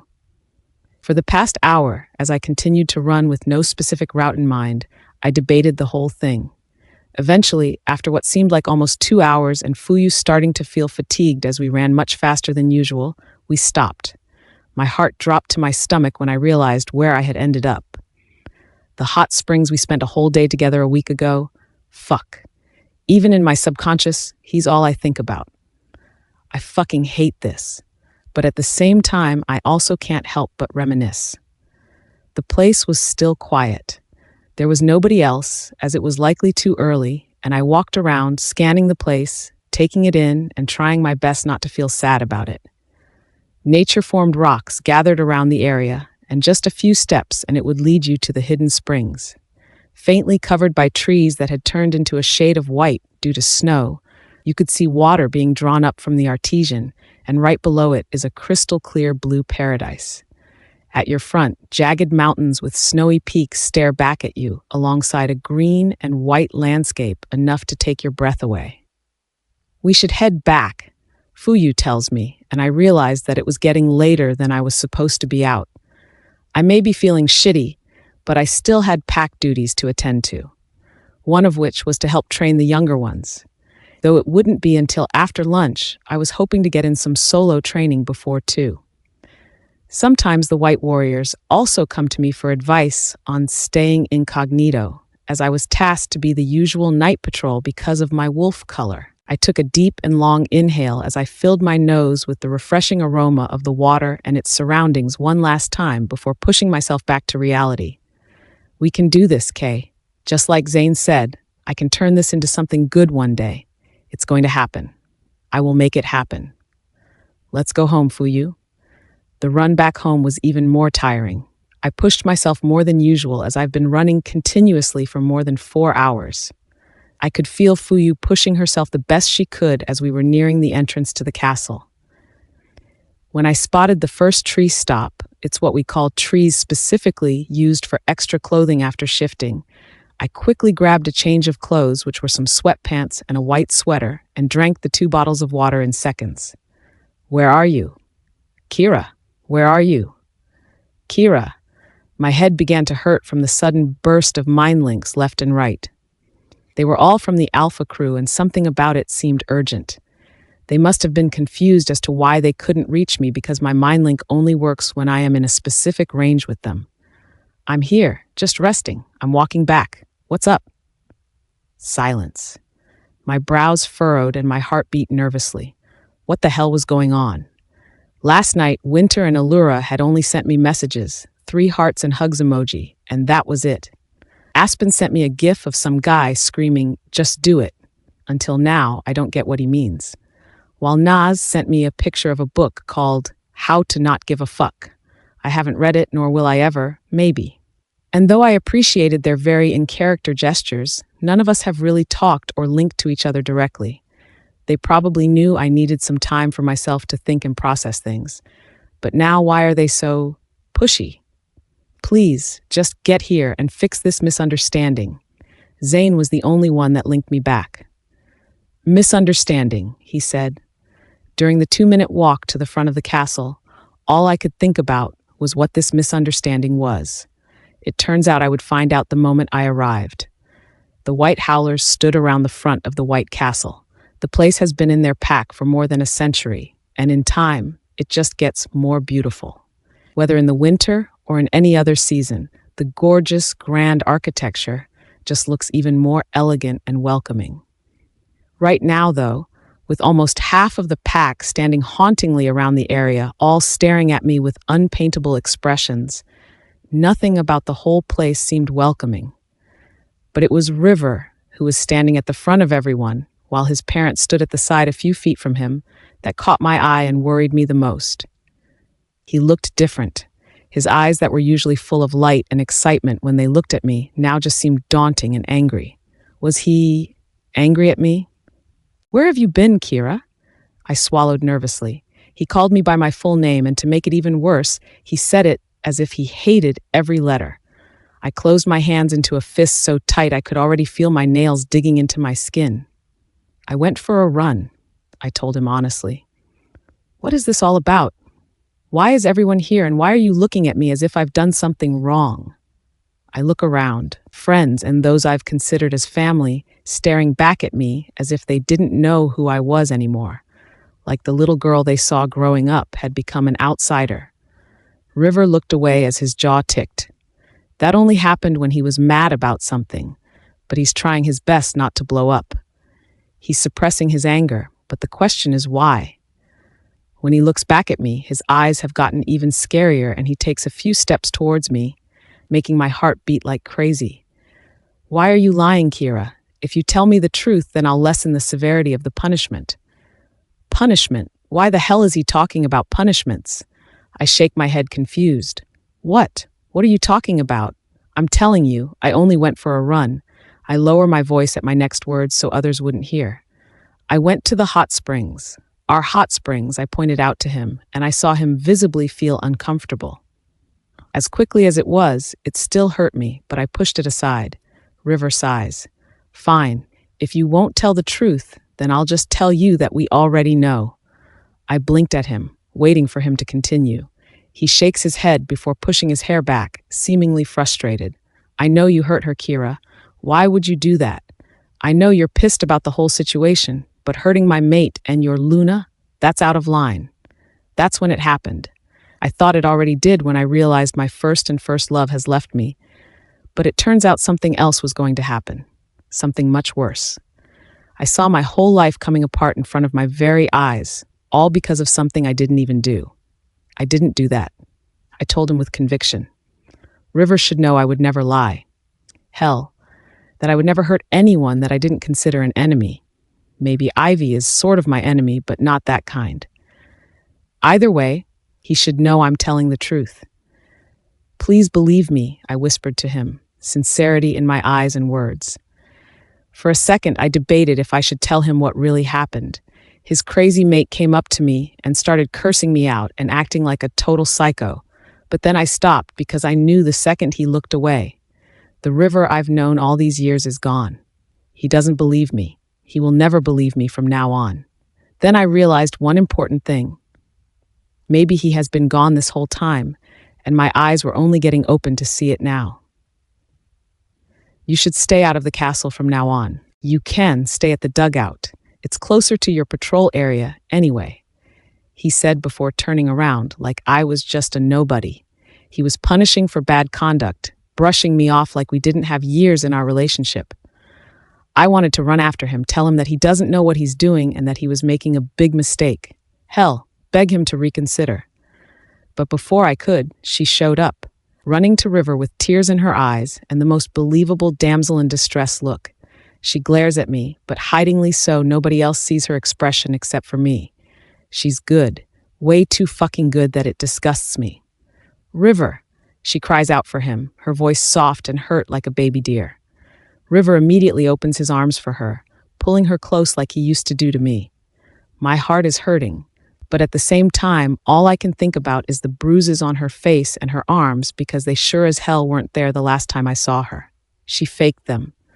I don't know how, self-inflicted or if she had help, but it was obviously not from me. River needs to know that she's a true psycho, that she's controlling him with their mate bond. He deserves better than her. So much better. River, she's lie. I want her gone. She shouts loud enough for everyone around the area to hear. I hear shocked gasps and murmurs, but most of all, I hear my heart. It's thumping so loud from nervousness it feels like it's going to jump out of my chest any second now. She wants me gone? What does she mean gone? Like more than being kicked out of the castle? Does she mean banished, River? She should be banished for hurting me. Look, I'm in pain. She pouts and a tear rolls down her cheeks before sniffling. I can't take her act. It is physically and emotionally painful to watch someone act so fake and so manipulative. Wake up, River. Wake up. She's playing you. But River doesn't do that. All he does is look at her lovingly, touch her and comfort her like she's wrapped in a fragile sticker. And then he looks at me. Anger, resentment, but worst of all, hatred. The man I've loved for more than half of my life looked me in the eyes and said, Keira Akari, I, Alpha River Colden, banish you from the White Howlers. I never want to see you again. Banished. The word echoed in my head like a nightmare. But that's not even the worst part of it. It's the fact that River told me he never wanted to see me again. Just a few days ago, I was having the best time of my life with him. I was sure that this was where I belonged and believed one day that I was going to start my own family here. Now I was running to my room in tears, and as soon as I got there, I started pulling my things out. I can't believe it. I can't believe I was just kicked out of my own home while the ones that I considered my family did nothing but stare. The only one that actually bothered to show any kind of compassion was Zane. I could feel his presence near my room, but he didn't come any closer. He can't. After being banished, no one is allowed to go near them or communicate in any way. It's a crime punishable by torture. It didn't seem like a big deal back then, because the banished is supposed to be someone so horrible to a fault that you never even want to be in the same vicinity. But this was different. I don't deserve this. I don't deserve to be treated like some lowlife. I wanted to scream and cry, but I knew I didn't have enough time. I continued to organize my things, not even sure if I had everything already. It was a good thing one of the helpers had arranged my things after taking it out of River's room, so I had less work fixing them. After less than 5 minutes, I'm hauling one large and one medium-sized suitcases, in which I tried my utter best to try and fit everything in my 19 years of life here. Ouch! I screamed out in frustration when I tripped, almost face-planting the floor. When I turned around to look at the suitcase, I saw that one of the wheels had already broken. Just when I thought things couldn't get any worse, of fucking course it does. Fuck. Fuck. Fuck. I cursed continuously as I tried to figure out how to salvage my suitcase, because if I couldn't, then I would have no choice. I'd have to leave half of my things. Let me fix that. Out of nowhere, Zane appears and crouches down on the floor, pulling the suitcase to him. You're not supposed to be here, Zane. You should go, I said as a loud whisper before I sprinted towards the door and closed it gently, hoping nobody was around and saw him entering. Zane didn't say anything. He just continued to do something with the wheels that I had no idea what. Zane, come on, you're going to get into trouble. I grabbed his arm to pull him up, but he quickly pulled it back. Damn his hard-headedness. He was just like his father, which was the old beta too. Knowing Zane, I knew that getting him to stop what he has set his mind on would be impossible, so I just opted to do the next best thing, be on the lookout. It's done, he said after a few minutes, and when I turned around, he was right. The wheel that looked pretty much unusable was now placed back to its original position and rolled like nothing happened. How did you do that? I thought it was done for, I tell him amazed. He shrugged his shoulders. Easy fix, he said before another uncomfortable silence dominated the room. I should get going, but can you stay here until I'm downstairs? People might see you walking out, and that would be bad. I told him with my hands raised up in a stop gesture. His reaction surprised me when he shook his head with a scoff, still looking out for others after being treated unfairly. You're really something, Keira. Oh, I fiddled with my fingers, another tear threatening to come out. All of a sudden, I feel strong and thick arms engulf me. Zane takes me into his arms and hugs me tight like never before. We've hugged quite a few times, but not like this. Not in a way like he's never going to see me again, and this would be the last time. But then again, it likely was. Thank you, Zane, for everything. You've really been a true friend, but I should really go. I can't stay here any longer. I shook my head, and with all the physical and emotional strength I could muster, managed to step away from his hold. I take deep breaths, the deepest possible, as I really try to calm myself. It felt like my whole world was crumbling right in front of me, and there was just nothing I could do but accept it. I gripped onto the 2 suitcase handles before turning and speeding out of the room. I know you didn't do it, by the way, Zane says just as I was about to hold onto the door handle. And I know River feels the same way. He pauses. He just can't admit it. He's too blinded by her, and he's a fucking idiot, but I'll help him see the truth, okay? Just wait. Please. You'll be back home again in no time. I heard his voice crack the slightest, and I could feel his sadness and desperation. The last time I ever saw him like this was 4 years ago when he got rejected. I wanted to believe his words. I really did, but believing in a lie was much harder than just accepting it. I turned around, gave him one last smile, and carried on. As I was walking out of the castle, I passed by the Alpha crew. They were standing by the entrance, gathered there either to make sure I was leaving or saying their farewell without actually saying anything. It hurt. It hurt because after years of friendship, neither of us could even have a hug or just have one eye contact as a goodbye. I could also feel my connection to the White Howlers starting to fade. It happens when you're banished. Your mind link, your wolf bond, and everything else will be gone in a day or two. Mine was going faster because my connection wasn't by blood. Soon, no one here in this pack will no longer feel me. It's as if I never even have existed here, in this place that I used to call home. I continued walking, dragging my suitcases behind me and keeping my head down. We loved you, Keira. I stopped and looked up to see River's parents. They were looking at me with a face of hurt and at the same time disapproval. Oh no, they already arrived. Earlier, I was so relieved knowing they wouldn't have to see this, but of course, even that didn't work out for me. Once upon a time, they were the closest thing I had to a family. Now they just saw me as a stranger that betrayed them. I wanted to defend myself, but I knew nothing that I would say would ever change their minds, because why would they ever believe to choose an outsider compared to their own son's mate? I guess that's really who and what I was to them, no matter how much time I spent with them, an outsider. So I just kept walking and walking. Keira, where are you going? Sky runs up to me and pulls on my sweater. I still haven't changed from the clothes I got earlier. Are you leaving? You're not coming back? Sky was looking at me on the verge of tears.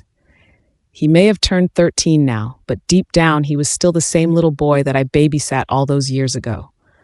We would watch movies together, bake cookies, and run around the woods with him on my back. He was pretty much like a baby brother to me. Sky, get back here, Roman demanded, but he didn't budge. He kept on pulling my sweater and begging me not to go. You're my only sister, please don't go. He pleaded, and I so badly wished I didn't have to go. It's okay, Sky. You have a new sister now. It's okay. I tried to reassure him. She's not my sister, nor will she ever be. He said so strongly I could have sworn I saw anger in his eyes. Did he know? Maybe he did, and the thought of having him on my side made it a little more bearable to me. It was just too bad the others didn't feel the same way. Sky gets yanked away from me by his father, and though he is screaming and pleading for me not to go, I keep walking because I don't have a choice. I was never given one. As I continued to walk until I reached the end of our border, I realized one thing, one incredibly painful thing. River wasn't there. He was nowhere to be found when I was leaving. 19 years together, and he didn't even have the decency to see me go. Hell, I wouldn't have minded had he been there to scream at me to hurry up and leave.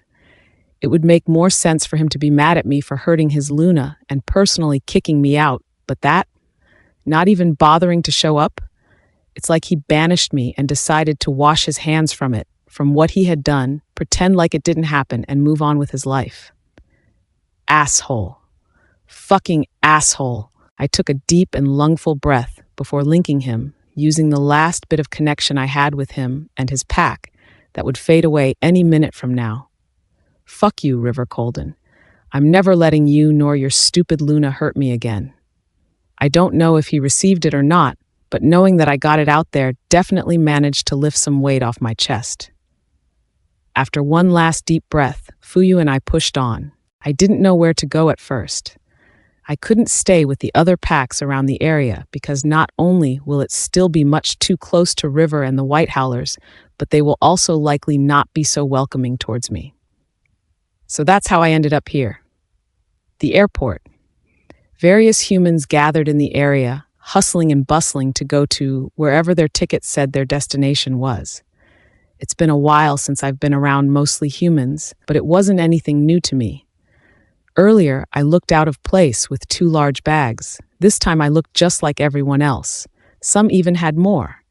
"Hi, where is your destination?" the lady with a wide smile asked just after she finished typing something. I blinked at her, unsure. Maybe I should have figured out where I was going before I went to buy a ticket. Stupid. My thoughts scrambled in my head thinking of another country, and I looked up front, where posters of different continents were plastered on the walls. Asia, Africa, North America, South America, Europe, Antarctica, Australia. I've never been to another city besides Tromsø here in Norway, let alone to another country, but I've seen other places on television and on the internet. And then I saw the USA and my mind wandered off. They call it Land of the Free. I don't know a lot about it, but since I already spoke English, then it might be my best and most comfortable option. What are the warmest countries in the USA? I asked the lady, and she didn't even look slightly confused at my odd question. I guess here, people unsure of where they wanted to go weren't so new. Thankfully, there's Florida, Hawaii, Louisiana, Texas. She began to enumerate cities I've never heard of in my life. Arizona, I repeated. I don't know why, but out of all the other places she mentioned, that one somewhat stuck to me. 1 ticket to Arizona, please. Will that be a returning ticket or just one way? She asked. I paused as I thought about it. One way, I told her with a sure smile, and she nodded her head. A few minutes later, I was already holding on to a ticket and was seated in the waiting area. It was then that it started to hit me. I was leaving. I never planned on going anywhere, as I felt comfortable here. But because most wolves are likely to travel outside of their respective woods at some point due to a national or international affair, I had all my documents ready. I didn't know how handy that would become to me one day. I tightened my hold on my ticket and my passport, but managed to snap out of it before ending up tearing one of them. Things were changing so fast that I could barely keep up. My emotions were on a high, and my mind was boggling with uncertainties. Suddenly, my stomach grumbled, and that made me remember I hadn't eaten since breakfast this morning. Fortunately, I spotted a small stall that was selling pastries and coffee. That would really hit the spot right now, as I doubt I'd be getting any sleep anytime soon. As I stood in line, I pulled out a small wallet where all my money was, and a disheartening realization dawned on me. I can't afford to spend on other things. I still had money, but considering the fact that I'd have to find a place to stay when I get there and get myself sorted out before being able to earn money, I needed every penny I had. I took all of the money I earned in the pack and hoped that it would be enough for me to at least get a head start for a few months. And because of that, I needed to prioritize my spendings. My stomach grumbled even louder, and I hoped to the goddess no one heard it. Sighing in defeat, I was about to walk out of the line when a woman came up to me. She had a warm smile and an even warmer look in her green eyes. She was much older than me, probably around her mid-40s, but she still had a youthful glow. Her hair was a dark red, giving her a somewhat fierce look, but she didn't look intimidating. In fact, she had more of a motherly expression that reminded me of Sivni's, at least before the incident. "What would you like, sweetie?" she asked, and I tilted my head at her, confused. "The food. I saw you were in line, but you went away." I shook my head. "Oh, no. It's okay. I'm not buying anymore. I'm not really hungry." I was embarrassed that I couldn't buy anymore, so I tried to act as if it wasn't because of money problems. She looked at me with a small smile as if she knew that wasn't the case. "You're not buying anything because I am, so what will it be?" I looked at her shocked and kept telling her that there was no need for her to do that, but she was much more persistent. Naturally, I ended up giving in. With an apple pie and an Americano in hand, we found a spot to sit together. "I really appreciate this, miss. Dr. Elisha Silverstone," she said with such effervescence. She was a doctor. No wonder she carried herself with so much knowledge and grace. "But you can just call me Elisha, and the pleasure is all mine. Tell me." She paused as if waiting for me to give my name. "Keira," I told her with a timid smile. "Keira, beautiful name," she said, which made me blush instantly. "Tell me, Keira, where are you headed?" Something about the way she asked the question made me wonder if she meant to ask my literal destination or something else, something deeper. I decided to give her the literal answer anyway. "Arizona. I don't know exactly where, but just there." I told her honestly, and her eyes brightened at my answer. As it turns out, she was headed to the same place, and to top it off, she actually lived there. The coincidence was surprising indeed, but equal parts comforting, because in such an unfamiliar place, I think I may have found a friend. Elisha and I talked more, like a lot more, how Arizona was and everything about her life there. She was very talkative and open about her whole life story. In my case, I tried my best to tell her about who I was, but sparing the wolf details, of course. "Oh my goodness, I'm so sorry you had to experience that, sweetie." She took my hands and stared at me in comfort after I told her about River, at least bits of it. I took out the parts about the abuse. I translated the story into one where he fell in love with somebody else after our years together, and in order to start anew and leave all of that behind, I chose to leave the country. "I'm sure he'll regret it. You seem like the most wonderful young lady, and I'm really glad I met you," Elisha said as her eyes twinkled with gratitude. "Oh, I should be saying that. You've been so incredibly kind. If everyone in Arizona were like you, I'm so happy I chose the place." My smile widened. Just then, an announcement that our flight was boarding echoed in the area. Elisha and I have only been talking for about half an hour, but it felt like months that we've known each other. I hope to be able to bump into her once I've become more settled in Arizona. "It was really such a pleasure to meet you, Elisha. I'm a little bummed out that we couldn't have more time together, but maybe someday we can meet again." "You know what?" Elisha spoke as I was gathering my things to head to the plane.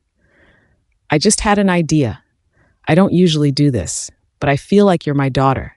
Granted, I never really had kids, but I've always wanted one, and I feel this sort of connection with you," she says, and I had no idea where she was going with this, but I was equal parts thrilled and curious. "Keira," she says softly before placing a gentle hand on my shoulder, "would you like to come live with me in Arizona? I would love to take you in and help you up your feet." I gasped and stared at her wide-eyed, unable to believe that she had just said that because it just seemed so surreal. When I thought my life was ending, it turns out it was just beginning. "I really don't want to be a bother or impose myself, Elisha," I told her shyly, but as always, she insisted. Eventually, we came to an agreement, and the next thing I knew, she was changing my ticket to business class, and we were seated next to each other. It's true that when one door closes, another one opens. I was excited for all the possibilities and the opportunities that were going to come my way. Elisha had already told me that when we get there, she can sign me up for a nursing course. It wasn't too hard, and I can have a part-time job on the side. She was willing to sponsor me, and in the future, I can give it all back for however much I wanted to give back. She was like an angel that came down to earth. Would you like some snacks? We have some peppercocker, gingerbread cookies, and serenacocker, butter cookies, the flight attendant asked me. Serenacocker, please. I told her, excitement brimming as butter cookies were my favorite. I remembered Sky again as we used to make them for Christmas every year. This year, though, I won't be able to. I sighed as I hoped that Sky would be feeling much better now. Pushing away the sad thoughts, I opened up the pack and was getting ready to dig in when I inhaled the smell and suddenly felt like puking. What the fuck? Is it just me, or did these biscuits smell like fish? Are there fish-flavored butter cookies? Is that a thing? Oh, ew. I pushed it away, but even so, the smell lingered in my nose and was starting to crawl down my throat, the urge to puke getting stronger by the second. Keira, is there something wrong with your cookies? Alicia turned to me worried. I don't know. It kind of smells weird. Would you mind checking if it's expired, maybe? I passed her the pack and she sniffed it. When she didn't show any signs of disgust, I knew that something was off. It smells fine to me, sweetie. Why don't you try it again? She hands it back, and although hesitant, I try it again. Bad idea. The smell completely takes over my body, and I reject it completely. I think I'm going. I couldn't even finish my sentence before realizing that I needed to get out of my seat, so I unbuckled the belt and sped off to the nearest bathroom. There, I puked what felt like my guts out. It was awful, but at least the fish smell was gone. While washing, I heard a knock on the door. Sweetie? Is everything all right? Alicia asked. Everything's fine, Alicia. Thank you. I think it's just plain sickness. I told her, but I wasn't really sure. Oh, honey, I don't think it's just that. Open the door, she said, and though I didn't get what she meant, I opened the door and she was standing there with a box in her hand. Use this, she said before handing it to me. What's? I looked at it for 1 second, saw the giant pregnancy test on it, and pushed it back to her. I shook my head at her in denial. Oh, no, it's nothing like that. No. I kept telling her no, but she just looked back at me with that knowing smile yet again. No, it can't be, I repeated to her, but deep down I was starting to think of the possibility, and honestly, it was highly likely. 2 weeks ago, my period stopped, but I brushed it off as a normal occurrence. It happens once in a while, I told myself. Winter and Allura went through the same thing, maybe not as long, but it happened. Back then, the idea of being pregnant hadn't been the least bit terrifying to me. In fact, I would have accepted it with open arms because who wouldn't want a pup of their own, especially with the love of your life? Right now, though, after losing everyone I loved and those who I thought loved me back, the knowledge of having a baby all by myself was the most terrifying thing in the world. Take the test, sweetie, just to be sure. Alicia passed me the box again and closed my hand into a fist. Nervously, I went back into the bathroom. My feelings were all over the place. I didn't know if I wanted this for myself, because I know deep down that so many others would consider this such a blessing, or if wanting this for me was cruel and thoughtless, because for someone who grew up without her real parents, why would I let my own child go through something like that, even if it's just without a father? And even then, I felt guilty for even thinking that I didn't want the baby that was already likely in my stomach. Oh my goddess, I didn't know what to do. Those 5 minutes seemed like the longest and hardest time of my life as I waited for the pregnancy stick to show the result. Trembling, shaking, and sweating profusely when the timer on my phone alerted me that it was time, I slowly opened my eyes to take a peek, and that's when I saw it. A few hours ago, my whole life had transformed into a full 360. I thought I would never find my way back again. Now I've found another reason to keep going. The most important one, pregnant, the test showed in all capital letters. I sucked in a lungful of air, closed my eyes, and placed my hand on my belly. Whatever the future holds for us, little pup, we will get through it together. And I swear to you with all my life that I will never let that man come for you or us ever. I'm going to be the greatest mother to you, my baby. I promise. 5 years later. Good morning, Mommy. My eyes fluttered open, and after rubbing them a few times, I saw my little boy standing in front of me. He has a wide smile on, his blue eyes glistening with happiness, and his raven hair with silver streaks, an adorable mess at the top of his head. "Good morning, Neo." I moved closer to him to give a small kiss on his forehead. Neo is my pride and joy. My little boy is growing up so quickly, but watching him grow in front of my very eyes is by far the most heartwarming thing. When I gave birth to him, I knew exactly what his name would be the first time I laid my eyes on him. Neo. It meant new in Latin, and ever since then he has become the embodiment of a new beginning for me. We may have faced hardships together, as not everything is all rainbows and butterflies, but with him by my side, nothing was impossible, and we conquered it together. "I made you breakfast," he said excitedly before placing the wooden tray with pancakes, fruits, and orange juice on it. "Oh, thank you, my baby. That's so sweet of you. Do you want to eat it together?" He quickly nodded his head and pulled himself up on top of the bed. "Did Auntie Alicia help you make these?" I asked as I split the pancakes into smaller pieces for him. "Yes, Mommy. She helped me before leaving for work," Neo answered before happily munching on the food. Neo wasn't picky with his food, thank the goddess. Even while I was pregnant with him, I never had a problem with pregnancy cravings. After the small incident on the plane, where the smell of butter cookies made me feel queasy, luckily that was the first and last time it happened. My pregnancy had gone on smoothly, and by that I mean there were no hiccups to it. For someone who's never given birth, Elisha and her co-workers at the hospital were also very surprised at how easy and painless it seemed for me. I don't know if it had anything to do with the fact that I was a wolf, or maybe even the moon goddess, or the universe was allowing me to have this one less stressful thing in my life after what I've been through. Whichever it was, after a few months, I gave birth to the most perfect boy I could ever imagine.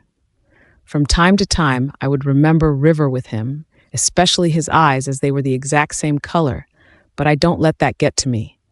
I push it aside and keep going for Neo and for our future. "Did you say thank you to Auntie Alicia?" I asked him, and he nodded eagerly. Elisha has been our saving grace all throughout these years. When I arrived in Arizona, she welcomed me into her home with such open arms. She enrolled me at a nursing college and paid for my tuition for 4 years. Right after that, she got me a nursing job in the same hospital as hers, and in about a month, I'd be celebrating my 1 year as a nurse. None of this would have happened without all her help. Not only did I gain an amazing close friend almost like a family, but Neo got a loving aunt too. "Very good, sweetie. I'm so happy to have such a good boy in my life." I ruffled his hair and he began to giggle the most adorable sound ever. "Mommy?" Neo looked up at me with his big round eyes and some chocolate syrup around his small mouth. "What is it, my love?" I asked while wiping his mouth clean. "If I'm a good boy," he paused, his eyes looking to the side as if in thought before looking back at me. "Then how come my daddy was bad?" Oh, goddess. My heart sank to my stomach at his question. Of course, there was no way that I could avoid that question. Honestly, it wasn't the first time. When Neo began to talk and have more consciousness around him, it was earlier than usual. It was likely because of who he was. But either way, the first time he directly asked about his father was right after he had just turned 2. I remembered we were cuddling as I read him a bedtime story. I didn't realize that telling him a story about a family of bears would impact him. Just as it was ending, his little finger pointed out to one of the bears, the papa bear, and he asked it. "Papa bear? Where is my papa bear?" I didn't know how to answer. I've anticipated that one day it would happen. Yes, but when I was in that situation, it's like I had forgotten every single thing I practiced telling him. At that moment, all I could do was hold him close and tell him how much he is loved by other people, me, his aunt, and his friends in the daycare. In his world, Papa Bears didn't need to exist when all the other bears could love him equally or even more. Throughout the years that he started to become more familiar with what was going on around him, the questions became more frequent, and of course, saying the same thing over and over again wasn't going to last. When he was 4 years old, that was when I told him what he needed to know, that the man that was supposed to be his father just couldn't be one. but that doesn't make him any less of who he is. It didn't affect the way he grew up. He would see other kids with their dads, but because I showered him with so much love and affection, he doesn't even feel like he is missing anyone else in his life. Neo, my love, I comfort him, brushing his hair gently. Remember what I told you before? His blue eyes that were an exact replica of River's twinkled in thought. There are good and bad people in the world, no matter what you do, and it's not your fault. I smiled before nodding. He was such a smart boy. Yes, and unfortunately, he was a bad man. The good thing is, though, that you're not, and it's your goodness that makes this world a much better place. So what should you do? Neo's smile widened from ear to ear. Always be kind to others. I pull my sweet boy into a tight hug before my alarm goes off, and that means it's time to get ready for the two of us. As we were getting ready, I helped Neo wash up and put on clothes while I fixed around the house a little before leaving. But still, a part of me couldn't help but wonder if it's always going to be like this. That no matter how many times I reassure my baby boy that he doesn't need anyone else but the two of us, and I will always love him more than anyone, he will still naturally look for that other person in his life. I brushed away the thoughts just as Neo came up to me, and without saying anything, his small arms wrapped around my lower body and held it tightly. Jag älskar dig, mama. I love you, mommy. He says as he pressed his face on my legs, and his gesture and words immediately warms my heart up. It doesn't matter that Neo has to grow up without a father, and I will have to live with reassuring him about it. What matters is that we have each other, and that is more than enough. Hey, Kay, think fast. I quickly turned around, and a paper bag was coming straight at me. Thanks to my better reflexes, I am easily able to catch it, though. I opened it and saw a bagel inside. Damn it, when will I ever be able to surprise you? Chad asks as he looks at me disheartened in a joking way. Chad Manning, green eyes, light brown hair, and I'm pretty sure overdosed on height-enhancing medicines as a child with his 6'5"ness. In the hospital, he was one of the youngest doctors. Outside, though, he was a football legend around Arizona. He was destined to become an NFL god, but when an unfortunate accident happened that tore his ACL, his dream was crushed. Though that didn't stop him. He instead went on becoming a legend in the hospital, too. He worked his ass off day and night, and that's how he became one of the most famous doctors for his expertise and maybe also for his looks. Other than that, though, he was just my plain old annoying closest friend around here. Never, I winked at him teasingly, in which he scoffed at me. Oh, did you see the new episode of Hunter x Hunter? Killua has got me on a chokehold, not going to lie. He said, and I almost spit out my coffee. You know, when you say stuff like that, my gay radar goes berserk.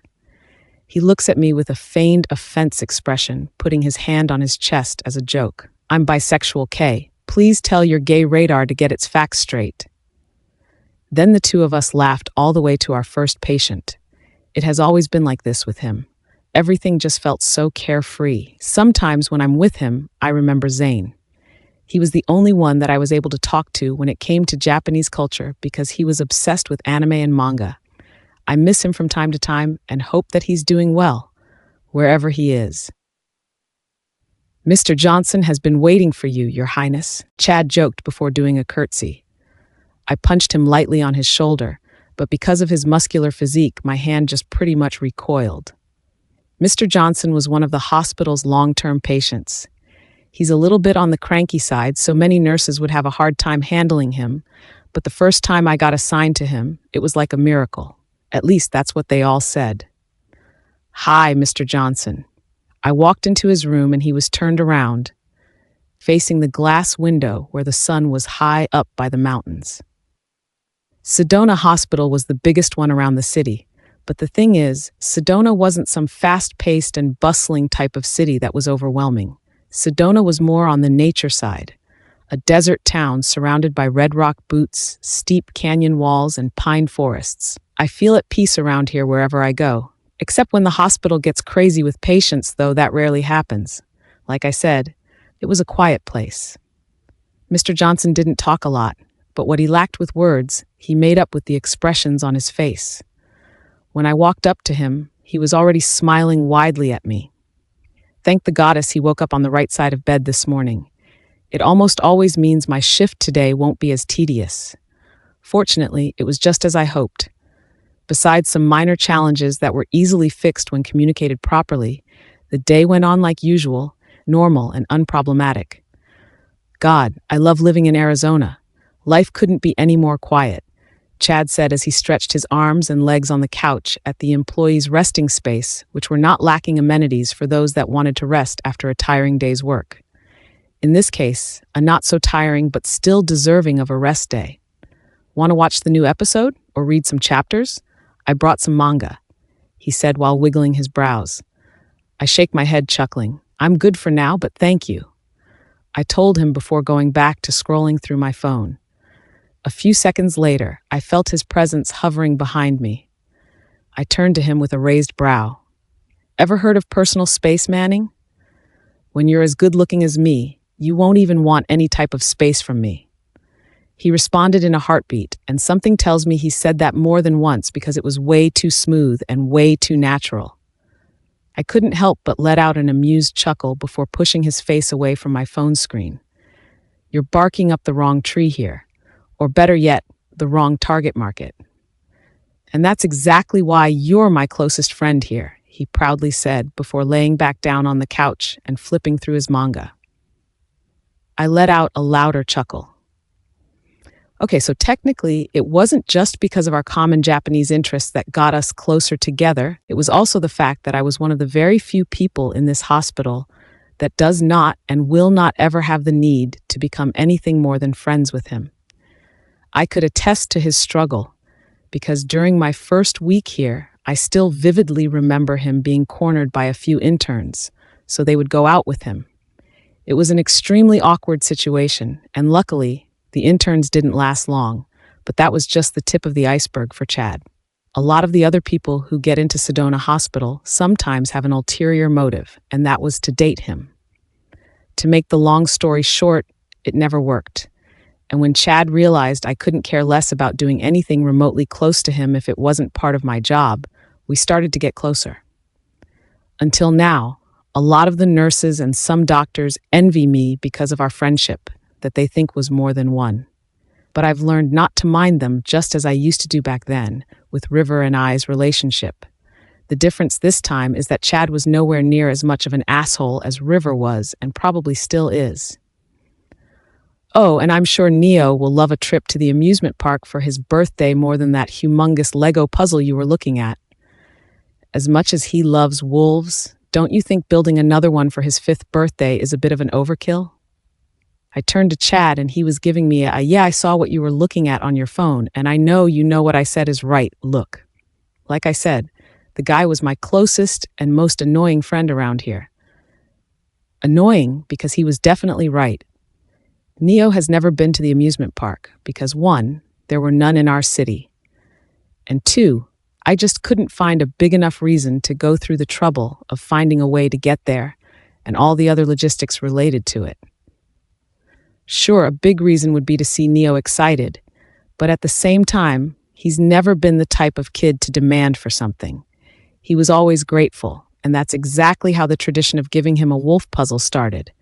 My son knows who he is, what he is, and the kind of lives we were born into, at least for the most part. He doesn't know the more complicated things, just that we weren't like the humans we live with and see every day. Did somebody say an amusement park? Both Chad and I turned to the door where Elisha was coming in. She looked much more tired compared to the two of us, but that's probably because she's quite literally the head doctor and she's been here since the start of the morning. Yeah, I told Keira she better take her little boy to the one in Phoenix. He'll squeal in happiness, but she won't believe me.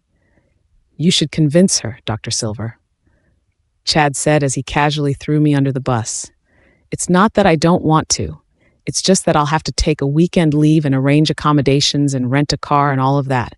I need more time, maybe next year. I shrugged my shoulders and was about to continue scrolling through the online shop when Elisha sat down on the chair adjacent to me. Weekend leave? Easy approval from me? A place to stay? I actually have a coupon for a free overnight stay in one of the resorts there. If I'm not mistaken, it's a few minutes away from Phoenix Park. A car? I told you that you are free to use mine anytime. My sweet Keira. Elisha took my hand and held it as she looked me in the eyes. Your little boy is turning 5 years old. Do you know that in that age, family relationships become the most important influence on their development? At 5 to 8 years old, they gain more sophisticated play, stronger friendships, tricky emotions, and improved thinking and physical skills. This is the perfect time to bring him to something as exciting as the park. And besides, there's a wonderful spa place in the resort. You can have your first break after 5 years of hard work. I start to get teary-eyed. I couldn't help it. Alicia had just single-handedly offered Neo and I the most magical weekend we would ever have, and that was on top of her having provided and cared for us these past few years. Alicia Silverstone wasn't just an angel. She might actually really be a goddess in her past life. If you try declining a generous offer, I'm available that weekend, Dr. Silver. Chad joked, and I quickly threw him one of the smaller pillows which hit him directly on the face. Is that a yes, sweetie? She smiled. I nodded my head. Thank you, Elisha. You don't know how much this means to us. No need for thank yous. Like I told you before, the two of you are a blessing to me, not the other way around. I sniffled a little, but fought back the urge to cry as I didn't want to end up bawling in a public place. As the day went by, all I could think about was how next week we would be having the time of our lives.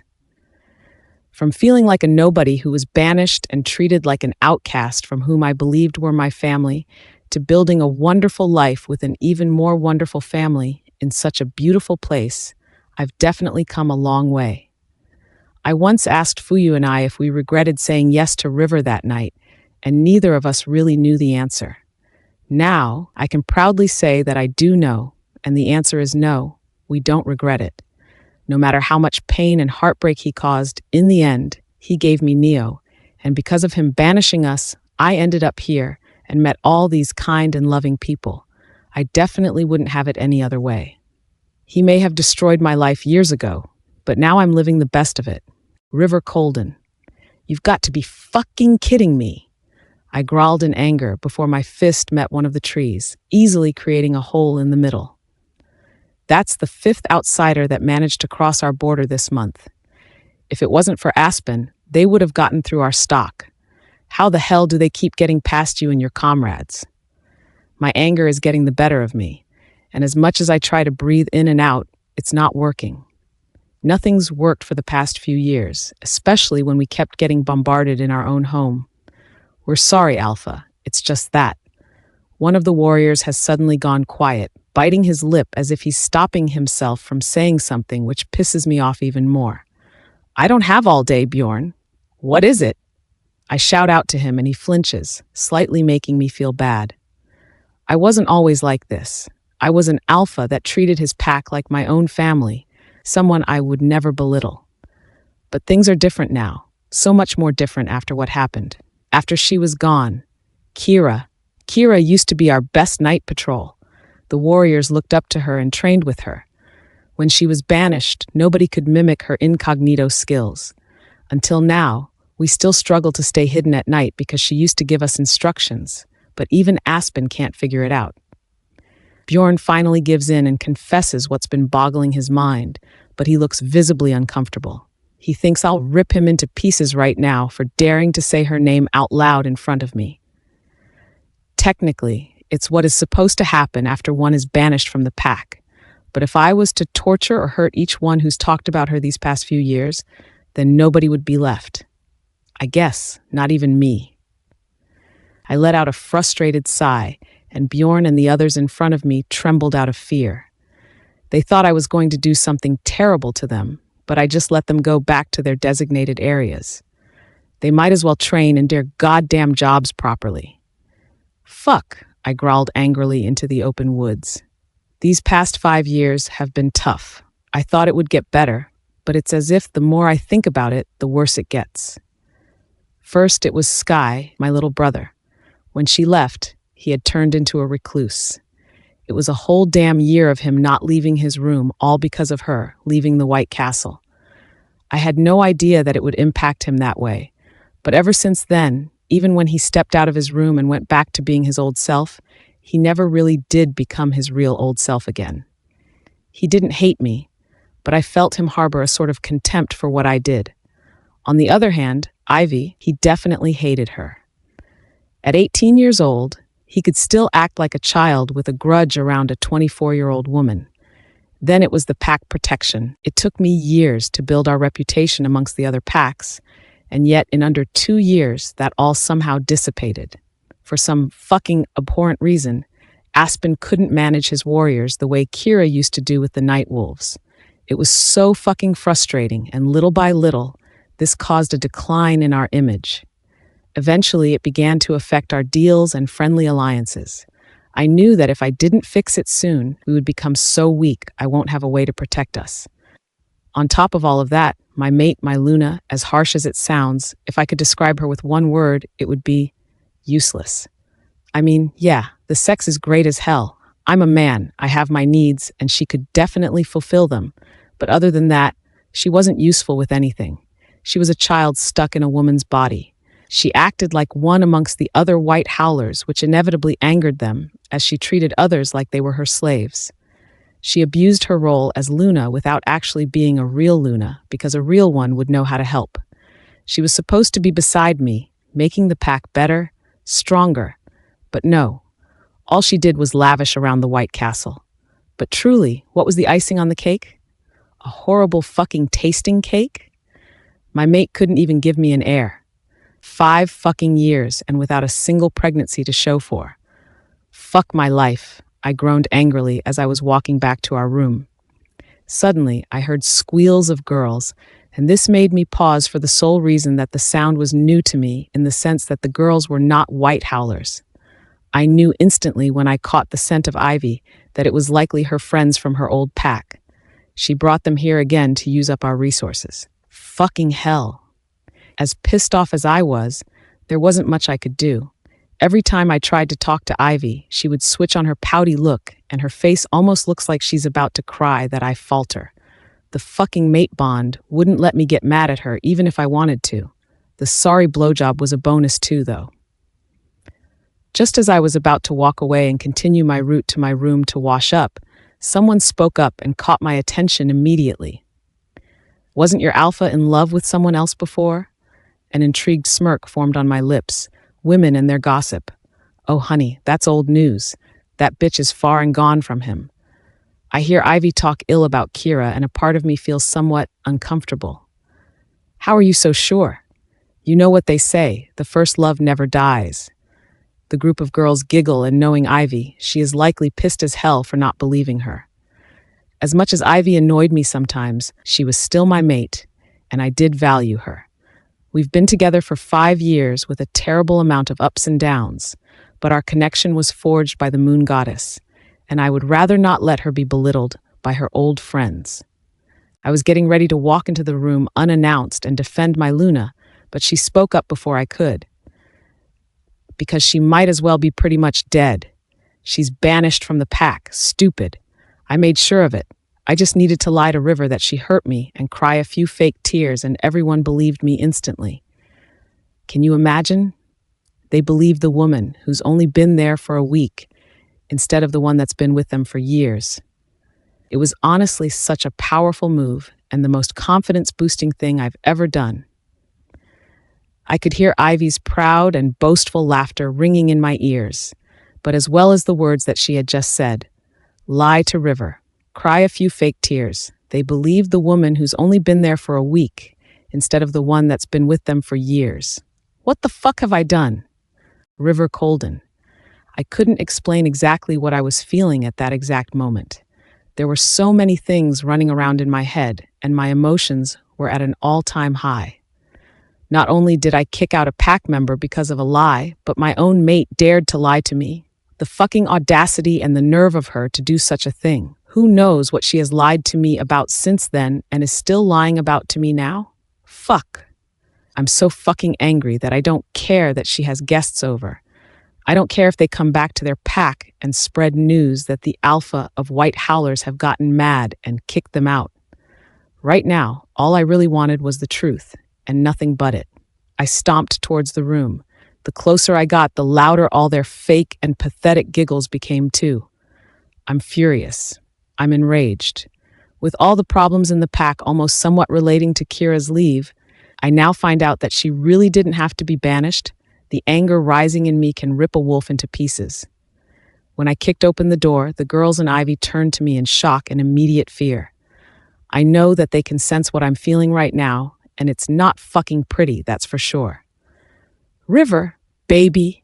Ivy immediately stands up and runs up to me, panic and confusion obvious in her face. She desperately wants to cover up my true feelings right now.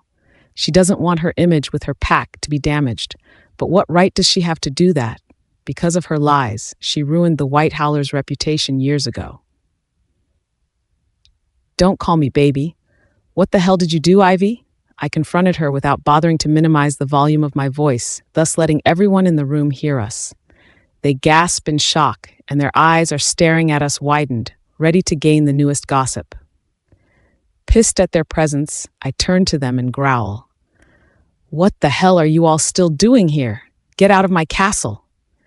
Terrified women fumble to get their things, accidentally tripping, but they don't stop until they are sprinting out of the room. They don't even get a chance to say goodbye to Ivy because I'm standing right in front of her, and they know I'll claw them out if they dared to stop. What the hell, River? What was that for? Why did you scare my friends away? Ivy begrudgingly exclaimed, crossing her arms and pouting at me. There it is. Her defense mechanism comes into play, but this time, I'm not letting her get away with this. This time, I'm not succumbing to her pouts and puppy eyes. Not anymore. Not ever again, honestly, because I see her now. I see her true colors, and it's the most disgusting thing. Tell me the truth. I stare her down, my eyes glaring at her without an ounce of sympathy. I'm not letting her control me anymore. All these years, she's let the mate bond rule our relationship. I guess I had a part in that too. That was my mistake, I admit. I had become blinded by my desperation to have a mate that when she appeared, I forgot about everything and everyone else. I have no idea what you're talking about, River. I don't like this. Baby, you're scaring me. She pouts and sniffles, and usually I would back down at this point. I don't want her to be scared. I don't want my mate to feel threatened by me. All I wanted is for us, the ones that were born to be together, to be the best thing in each other's lives. We were supposed to be each other's solace, the only ones we needed, us against the world. Now it was starting to feel like she had just been using me this whole time for her own gains. Unable to contain my disapproval at her words and actions, a loud growl escaped me that visibly scared her. I already heard what you told your so-called friends. I just need to hear it from you. Lie to me again, and you'll be seeing your friends earlier than you thought. Ivy trembled, and I saw in her eyes her battle within herself. Eventually, she gives in, and the entire thing is revealed to me. At least, what she claims is what happened from her own recollection, but I doubt it was all that really happened, knowing she's been lying to me this whole time, so I doubt she would stop now. Why would you do that, Ivy? The question comes out of me, equal parts angry and hurt. She doesn't say a word. Why would you do that to me? To Keira? She never did anything to you. At this point, I'm starting to get more frustrated. Memories of how I pushed Keira away, how I banished her without giving her a chance to explain, and treated her like our years together was nothing, all came rushing back into my head, and it hurt just like my heart did. Ivy scoffs, and her expression hardens. She never did anything to me. She repeats scornfully. Yes, she did. I heard you talk to her in her room that day I arrived here. I knew what you two were. It was obvious she still loved you, River, and I wasn't going to sit around and wait for her to steal you away from me. You're mine, she shouted, and stomped on the floor with her hands balled into a fist. What the fuck are you talking about, Ivy? If you were really listening to our conversation, which you didn't have the right to, by the way, then you would have heard me telling her that you're in my life now, and whatever she and I had was in the past. I told you that same day that I've waited for you for years, and now that I had you, I wasn't going to let anything come in between us, yet you still did that? What the fuck? I'm even more pissed now. Hearing Ivy's reason for what she did doesn't console my temper, but just angers me even more because it doesn't make sense. She's trying to act like the victim here, but she's obviously not. She put someone else in danger for the sole reason that she's selfish. And all these years I let her act like one, not just towards myself, but towards my pack too. Those who don't deserve to be treated like shit by her. You don't understand, River? I love you so much. She immediately retreats to begging. She walks closer to me and grabs me by my chest, holding onto my shirt tightly. I love you so much that I couldn't bear the thought of you being with anyone else. Please forgive me, please, baby. I'll make it up to you, baby. A naughty smirk formed on her face, and she grabbed my pants, getting ready to pull it down. I know what she's going to do. It's the apology blowjob, or more like a distraction. She does it every time I get annoyed by something she does, and it always works. I fucking hate that it always works, but not this time. Fuck off, Ivy, I say coldly before pushing her away from me, and she drops to the floor. Her eyes widened in horror and shame before tears started running down her face. She began to cry in less than 10 seconds, and it was then that I realized how good of an actress she really was. I knew right there that it was exactly what she did at that time, how she managed to fool all of us, trick us into believing that Keira had truly harmed her. Well, not all of us. Zane was skeptical that whole time. On that same day, right after Keira left, he came up to me, and let's just say we had a mano-a-mano. If he wasn't my beta and best friend, I would have punished him for committing such a traitorous action, but I wouldn't let that get in between our friendship. But the thing is, it wasn't just because of our friendship. It was also because of the fact that a part of me also understood where he was coming from. Past. Bring her back, River. Fucking bring her back. Zane came out of nowhere, barging into my office with fire almost coming out of his eyes. You know what she did. That's treason in our pack. Nobody hurts the Luna. I did what I had to do. I tried my best not to let his words get to me. I had a job to do here. A role, an important one where everyone depended on me, and I needed to make decisions that were hard for the sake of my pack. I'm not going to let one person who doesn't agree with my choices dictate to me what I should or shouldn't do. Zane slams his hands on my table, almost breaking it with the force. The man is my beta, likely the second or third strongest wolf in our pack. It's an ongoing debate between him and Aspen, so there's no surprise he can break a piece of wood as easily as right now, especially with the obvious rage that's currently drowning him. I know damn well you don't think she did what your Luna claims she did.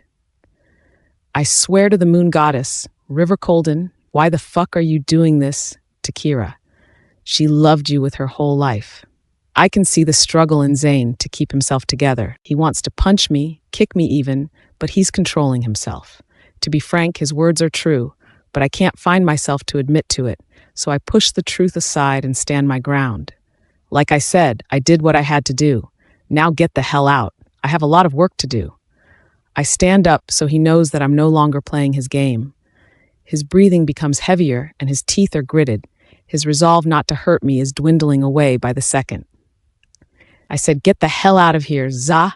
He launches his fist and it comes into contact with my face.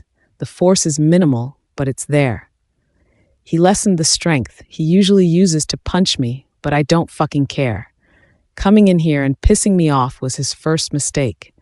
Initiating a fight with me was his second.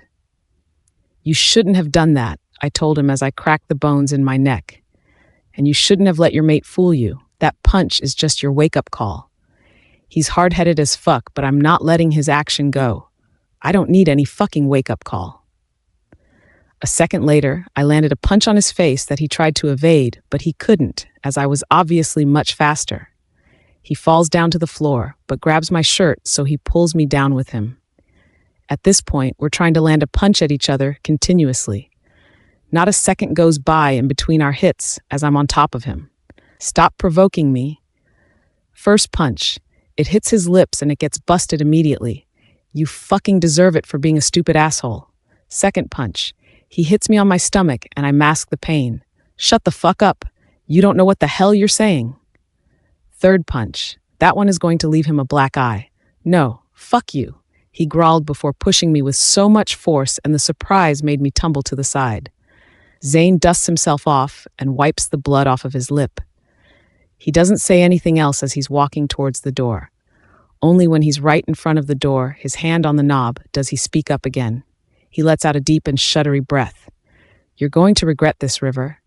Not now, because you'll be in some kind of fucking bliss with your mate. But you will soon. By then, Keira will be long gone. And then he walks out of the room, and suddenly, I feel something hollow in the pit of my stomach. River Colden. Present. River, baby, please. Baby, you love me, right? We love each other. The moon goddess gave me you and me to you. We're meant to be together. This is just a small hiccup in our relationship, and everything will be all right, I promise. Ivy tries to console me with her pitiful expressions. She crawls towards me on the floor and holds onto my legs, hugging it desperately. But I don't have the patience for this, for her, for what we have, and I don't think I ever will again. She continues to beg while I keep shaking her off my leg. Eventually, I manage to get her off me, and she is just sitting down on the floor, crying and pleading. But I know that none of it is true, and she is just putting up an act. I could reject her right now. I could tell her that I've had enough of all this drama, all the lies and deceit. What she did, lying to me, just that was enough reason to forget her being my Luna, because no alpha should allow that. Still, though, a part of me feels uncomfortable seeing her in this position. It's the mate bond, the one that binds us together, that is also currently making me feel horrible for treating her like this. Fuck. Fuck all of this. Why the hell did the moon goddess give me someone like this? It's so goddamn unfair. My mind instantly goes to Keira and how she must have thought of the same thing, how unfair it is that Ivy arrived and took her away from me. I should have listened to her. Hell, I should have listened to Zane too, but like he said, it's too late now. But it doesn't mean I have to keep giving in to Ivy and her pathetic actions. It all has to stop. River, I love ye. Shut up, I tell her with such a venomous tone she instantly freezes in fear. Remember this day, Ivy. My finger is pointed at her, and I'm trying my best not to do more than just make a point. Because from this day forward, you're no longer my Luna. She gasps. Are you rejecting me? What I'm doing is making you feel what you made Keira feel. She blinks at me confused. What? Ivy Quinn, you will no longer be treated as my Luna. Starting today, you will no longer live the lavish life you have been living this entire time. You're not allowed to command other wolves to do whatever you want them to do either. And you sure as hell aren't allowed to belittle them, thinking you are better. Your only and true purpose here is to bore me in air. And until that happens, you are nobody to me. I feel a weight lift off of my chest after finishing, and though the mate bond is making my heart hurt a little, I push through. Ivy looked to be a little too stunned to speak. I doubt she feels heartbreak over our relationship, but more so the fact that I've taken away her privileges and power, and that's what angers me the most too. I was a total fucking idiot for not seeing it until now. Or maybe I did, and I just chose to brush it off before. Stupid. So stupid. You can't do this, River. You can't treat me like this. She cries out. Alpha, call me your alpha from now on. None of that baby shit. And in case you didn't notice, I've already done it. See, Ivy, you shouldn't have lied to me. What you did, you ruined everything we had and could have had. I turned around and started to walk away. I could hear her whimpering, and this time it's likely real. She's broken because I've taken everything away from her, and my heart immediately hurts in my chest, knowing that that's exactly what I did to Keira. But even worse, I took everything away from her, and she had nobody left, no one else to turn to. I wondered how much she cried, how much pain she felt at that time walking the world all by herself. Just as I was halfway out of the room, I stopped and took a deep breath before turning back around. She was sprawled on the floor, hands in between her legs and tears running down her face. This time, I no longer felt bad seeing her like this. All I can think about is how much she deserved it. And for the record, I spoke again, and she looked up at me instantly. I will never love you the way I did Keira. Then I walked out of the room and kept walking until my body felt like stopping. When I looked up, I realized I was right beside a specific room, Keira's. Slowly, I push open the door and I'm standing inside her room. Nothing seems to have changed except for the fact that it feels so much colder now that she's no longer here. I'm alone, and the heavy feeling is drowning me. This makes me think of her again and how lonely she must have felt during that time. Fuck, I'm such a fucking idiot. I release my anger and frustrations in her room, crying out all the bitterness in my heart. I'm just glad no one can hear me here, as all the rooms in this area are soundproofed. I decided to stay here for a while. I go to sit on her bed and feel her old sheets. I know she's no longer there and her presence is long gone. In fact, her presence disappeared just a day after she was banished. It would have happened slower, but she wasn't really connected to us by blood, and that's even the more disappointing part. If she was, it'd be easier to feel her again. Not entirely easy, per se. There would be a process to it, but it could happen. It was possible. But with Keira's case, it wasn't. If anything, it was closer to impossible. No matter how hard the closest wolf to Keira would try and connect to her again, it would just be like trying to talk to a wall. Having tired myself out due to today's unexpected circumstances, I decided to stay and rest here for a while. But because I didn't want anyone to see me. If it so happens that somebody does come in here for whatever reason, I turned off all the lights and locked the door. Knowing I was safe to stay here for a while, I let my body rest and soon I fell into slumber, melting into her sheets and imagining what it would be like if she was still here. River Colden.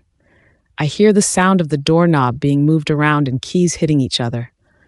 I awoke and quickly realized that someone was opening the door. I can't think of why they would do that or who in the world was keeping a key to this room, but I don't have time to think about it any longer. Since I didn't want anyone to see me here, I jumped off of the bed and ran for the bathroom.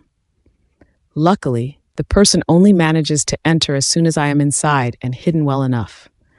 It must just be one of the tasked wolves to make sure the White Castle is still pristine. I'll have to escape through the bathroom window before they get to this cleaning area. Carefully and as quietly as possible, I started to walk there, but when I heard a voice coming from inside the room, I immediately stopped. I'm so tired, Kay. That voice, I know that voice. I dig into my mind, trying to decipher and remember why it sounded so familiar. My eyes widened at the realization. It's Zane. What the hell is he doing here? And why does he have the keys to her room? I hear the sound of the bed creaking. He must have sat down. I hope he doesn't notice that it's been used, but it's a good thing he kept the lights off, so at least it won't be too obvious. I suddenly heard the bed moving more and quickly deduced that it was likely because he was fixing the sheets. Is this why the room has been kept clean and organized this whole time? Was it Zane cleaning it up? Damn, I knew they were friends, probably the next closest one in our pack that Keira was with. But this close? I had no idea until now. Dominic came back today from Bolivia, Zane said, followed by a deep sigh. My eyebrows raised in curiosity. Why was this relevant to Keira? I wondered and inched closer to the door in the hopes of hearing better. I had him take an extra 2 days from the trip, but he still couldn't find you. You know how good Dominic is at finding someone. He's probably the best in the pack, but out of all the countries he's been to in Europe, you were still nowhere to be found. Where the hell did you go, Kay? Damn it. I hear Zane hit the bed with his fist, but luckily didn't break it. Dominic, Europe, finding someone. The words repeated in my head until I managed to connect the dots and figure it out. I don't know how, but this whole time he's had someone look for Keira in Europe. The revelation has me in shock and at the same time disappointed too. I wish I had known that he had told me, but at the same time I know and understand why he didn't. After our fight, it took a few months for Zane to warm up to me again. He still fulfilled his duties as my beta, but I could tell, just like my little brother Sky, that he still felt disheartened for what I did to Keira. But after the many years that have passed, eventually, he didn't seem to be too bothered by it anymore. I guess I expected too much because he still didn't tell me anything about this. I can't believe you're gone, Kay. I'm sorry I couldn't help you. that I couldn't fulfill my promise to you that you'd be back home again soon. I just hope someday, before the time comes, you know that we see each other again, even if just for a brief moment. There's a few minutes of silence as I'm debating in my head. I'm deciding whether or not to come out and make my presence known to Zane and confess that I heard everything, but not just that. I also want to tell him the truth about what happened with Ivy and how stupid I realized I was, but fuck is it so goddamn hard. I hear Zane's footsteps on the other door. He's walking and soon he'll be out of the room, and I would have missed my chance. Fuck. If I don't do it now, if I don't talk to him, I don't know when I'll have the chance again. With that in mind, just as Zane was stepping out, I pulled open the bathroom door and revealed my presence.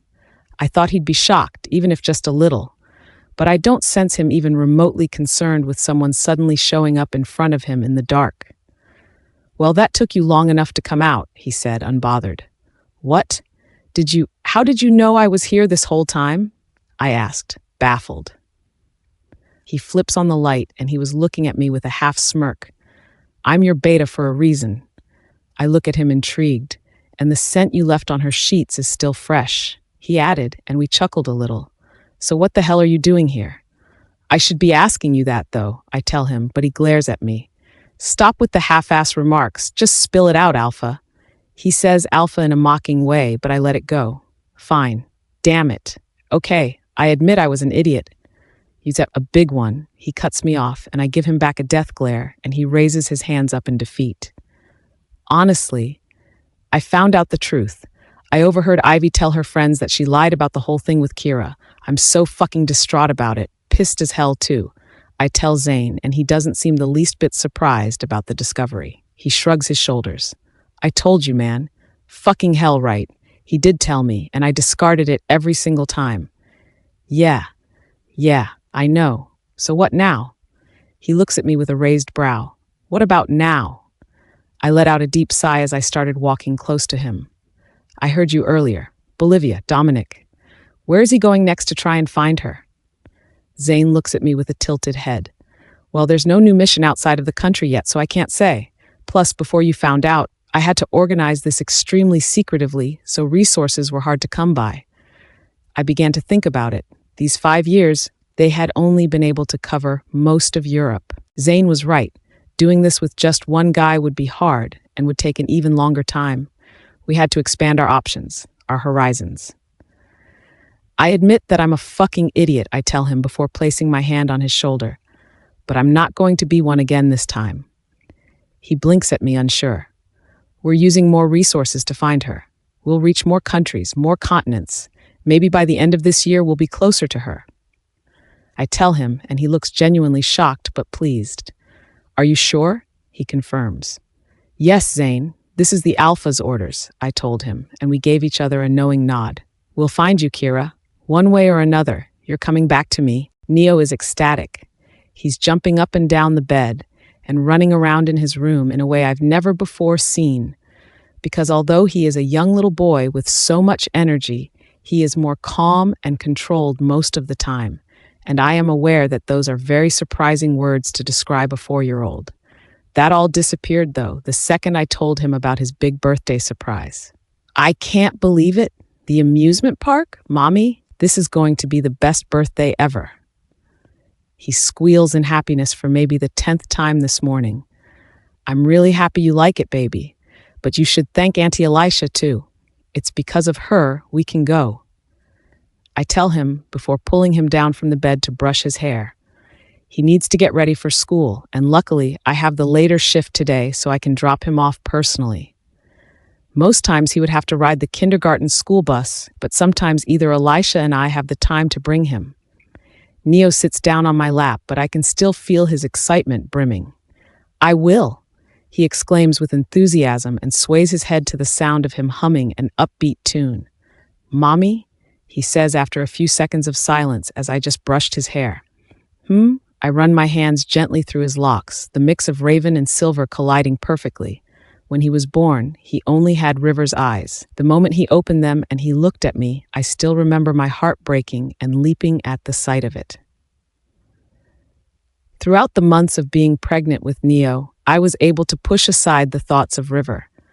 It was because I was so busy since I had to study and work part-time jobs at the same time. Elisha reassured me that I didn't have to strain myself that much, but I didn't want to just leech off of her. It made me feel incompetent, so I wanted to do the best I could to help out. But the moment I saw those exact same blue eyes River had on Neo, all of my past and my thoughts came rushing back to me. There was the feeling of exhilaration seeing my baby for the first time, but as well as a pricking in my heart as I held him in my arms. I knew I couldn't escape River, at least in the sense that he will always be in my thoughts. And I guess deep down in my heart too, because he really was my first love. No matter how hard I try to deny it, to forget it, he will and always will be the boy who made me know what love was, even if in the end he did take it all away. I swore to Neo right there, as I wrapped him in my arms and he latched onto me as he drank milk, that I would do everything I could so that he won't ever meet the man that threw us away, as if we were just nothing to him. But the older Neo grew, the more he also grew into his looks, and there was no denying that he looked more and more like his father. He was around 1 year old when his hair started to get streaks of silver, the exact shade of River's hair. Now and then, when he smiles, I also see River in the way his eyes light up and his lips curve. I knew I couldn't escape River from my thoughts, but it doesn't mean Neo can't either. I vowed for him never to meet that man, and with everything in my power, I will keep that promise. I'm really happy that you're my mommy, Neo suddenly says, and I feel my heart melt. River may have opened up my heart to love only to break it into pieces, but it was Neo that picked up every single piece and glued it back together. It was going to be us against the world from now on and forever. And I am the happiest for having you as my son, I tell him before kissing the top of his head, in which he giggles. Like usual, we do our morning routine. I help him get ready, and after, he also helps me around the house. I know that my future self will thank me for arranging the place in an orderly manner when we get home and we're too tired to do anything else. I also like to keep the space clean on behalf of Elisha and all she's done. By 9 o'clock, I'm waving Neo goodbye as he enters his kindergarten school. He smiles widely at me, and I can see in his eyes the excitement for him to start his day, as well as to come back home to me. Truly, I couldn't have asked for a better son. He is my whole life. I walked over to the bus stop, and while waiting, I found myself admiring the nature that surrounds me. Arizona is one of the most beautiful deserts. It's a combination of nature and rocks that creates a magnificent view wherever you go. And now that fall is upon us, mixed colors of orange, yellow, and a slight tint of red mesmerizes you. Though Arizona also has a winter season, it is definitely not comparable to winter back in Norway. Once a few times a year, a storm rolls in to add a glittery dusting of powder to the glowing red rocks. But it doesn't last long, leaving the same day and the snow disappears as the clouds do. It's a rare and magnificent sight. Once in a while, I also miss the feeling of the cold snow and watching snowflakes fall down from the skies, but it is always just passing, and I am happy where I am. Evidently content too, because the place is peaceful and beautiful all at the same time. I am taken out of my thoughts and admiration when there is a loud ringing coming from my pocket. Quickly, I pull out the phone and answer. Kay, where are you? Are you on the way to the hospital? Chad asked me, and I could tell his voice was in panic mode, and there was a lot of noise in the background.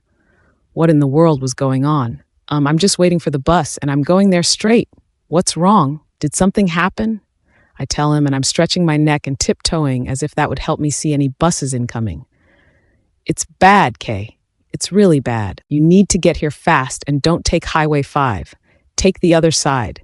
There's been a huge accident, so there's major traffic everywhere. Please get here as soon as you can. We need all hands. Accident? What axie? Before I could finish my question, I heard someone call out a coding and Chad disappears. Oh my goddess. In all 5 years of living here, there has only been one major accident that I've experienced, and that was during an unexpected avalanche. I wasn't a nurse yet, only studying to be one, so I didn't entirely feel the impact of the situation. But I could tell from Alicia when she got home 3 days after how bad it was. She said that as a part of the medical industry, you never know how bad things will get, so you always have to be ready. But the thing is, you don't stop, no matter how bad it does get. You keep going because that's what you signed up for, to save lives. When I see the bus approaching, I quickly run inside and ask the bus driver to go as fast as he can and take the other route. He knows who I am and what I do, so he trusts me. Once I am sat down, he floors the gas pedal and drives off. Accident on Highway 5. I type on my phone, nervous for what I was going to see on the internet. You can find almost everything there. It was quite daunting thinking about it, which is exactly why I made sure never to have any social media accounts, because one search and who knows who could find me. Though I doubt River would bother looking for me, as he likely has a perfect life with his Luna now, I still needed to be careful. One mistake and all the hiding I've done would be for nothing. When the first article loads, my heart sank to the floor. Pictures of the accident are all over the page, and the more I scrolled, the more it was harder to breathe. So many cars and so many people were unfortunately dragged into a highway accident not knowing what was going to happen.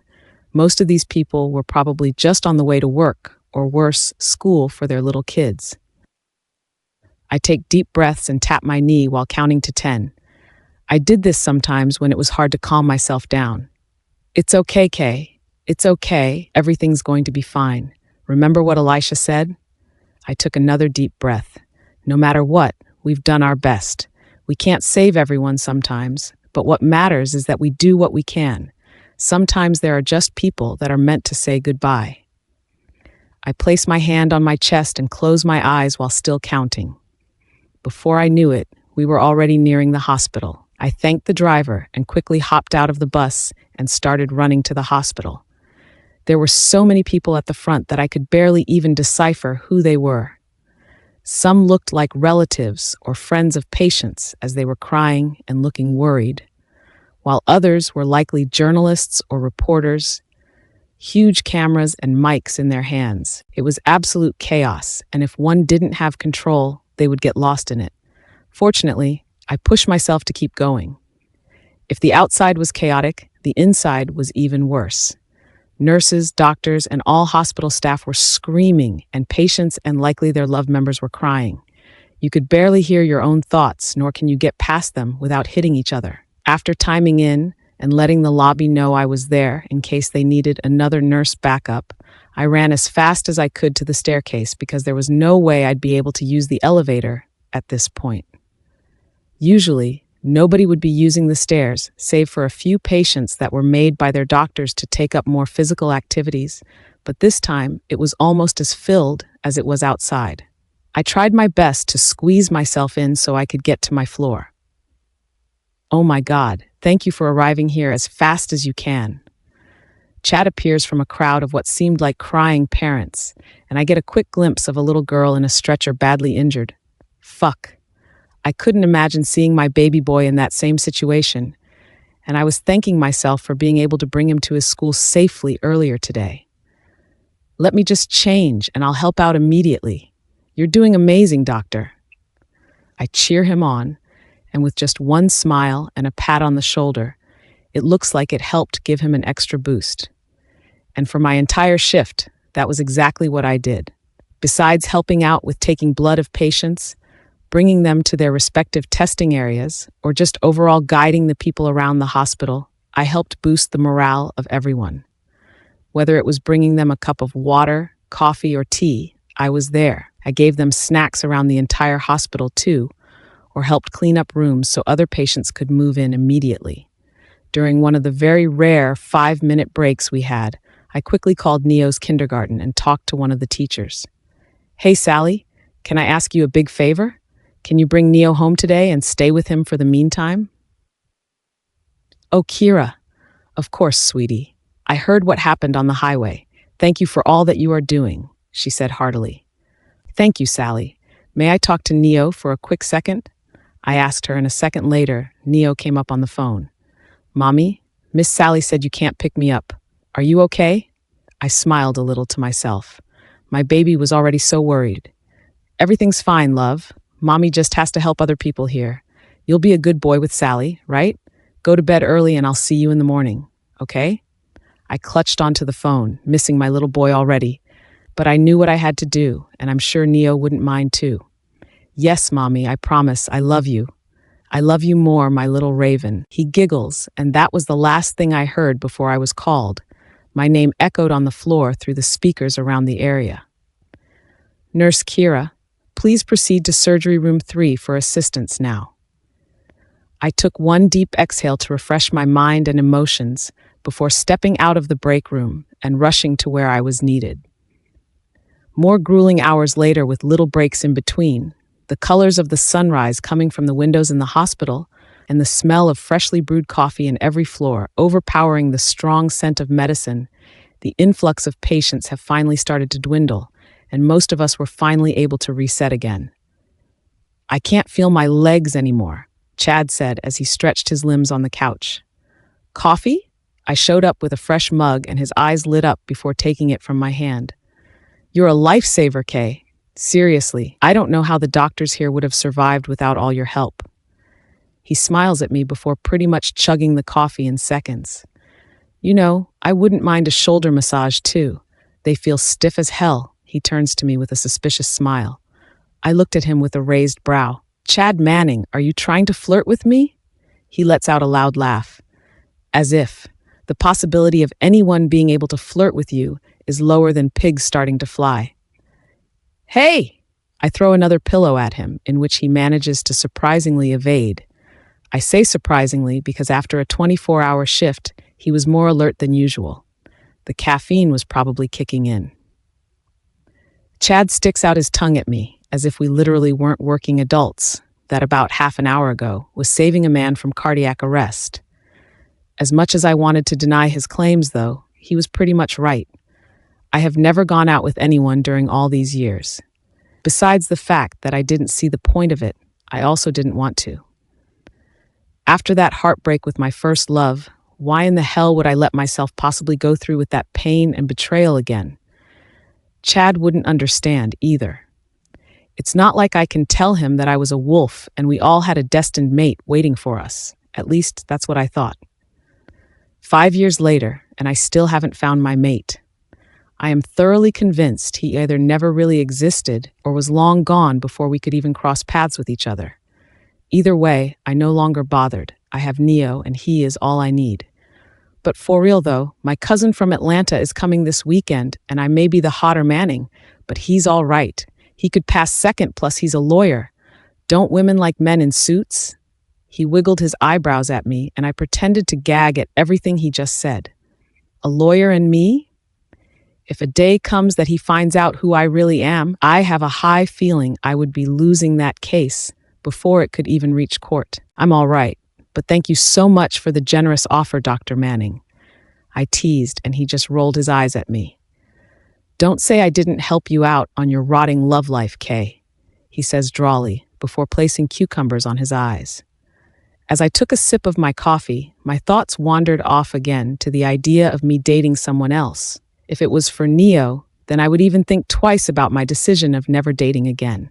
If one day I meet a man that we might both possibly like to be a part of our family, then maybe, just maybe, I might reconsider. But for now, I grab my things and clock out, getting ready to go home and see my baby boy. I'm okay with just the two of us. River Colden. Yes, right there, Alpha, harder. Oh, you're so big and so good at this. Ivy's words ring in my ears as I continue to thrust inside her. Usually, I would be much more turned on with this. There's a hot woman underneath me, completely naked and begging for my cock. But all I can think about is how I no longer care about her, and this is all just for the sake of getting an heir. As much as I want to just dispose of her, I can't, so I keep up with the pathetic Luna and Alpha act. I spread her legs wider so my cock can dig into her deeper. I can feel her cervix on the tip of my cock as I push deeper and deeper. She's screaming my name, moaning out loud, and on the verge of tears from how big and deep my cock is. But I don't stop because all I care about is for the pleasure, my own pleasure. I hate what she's done. I hate that she's ruined our mate bond because of her lies and deceit. But I want an heir. I so badly want one that I'll keep fucking her brains out every day and every night until I get one. I don't say a word, and I refrain myself from moaning even while I come inside her. All she gets from me are a few grunts while I release inside of her every drop of my cum in the hopes of this time forming something more.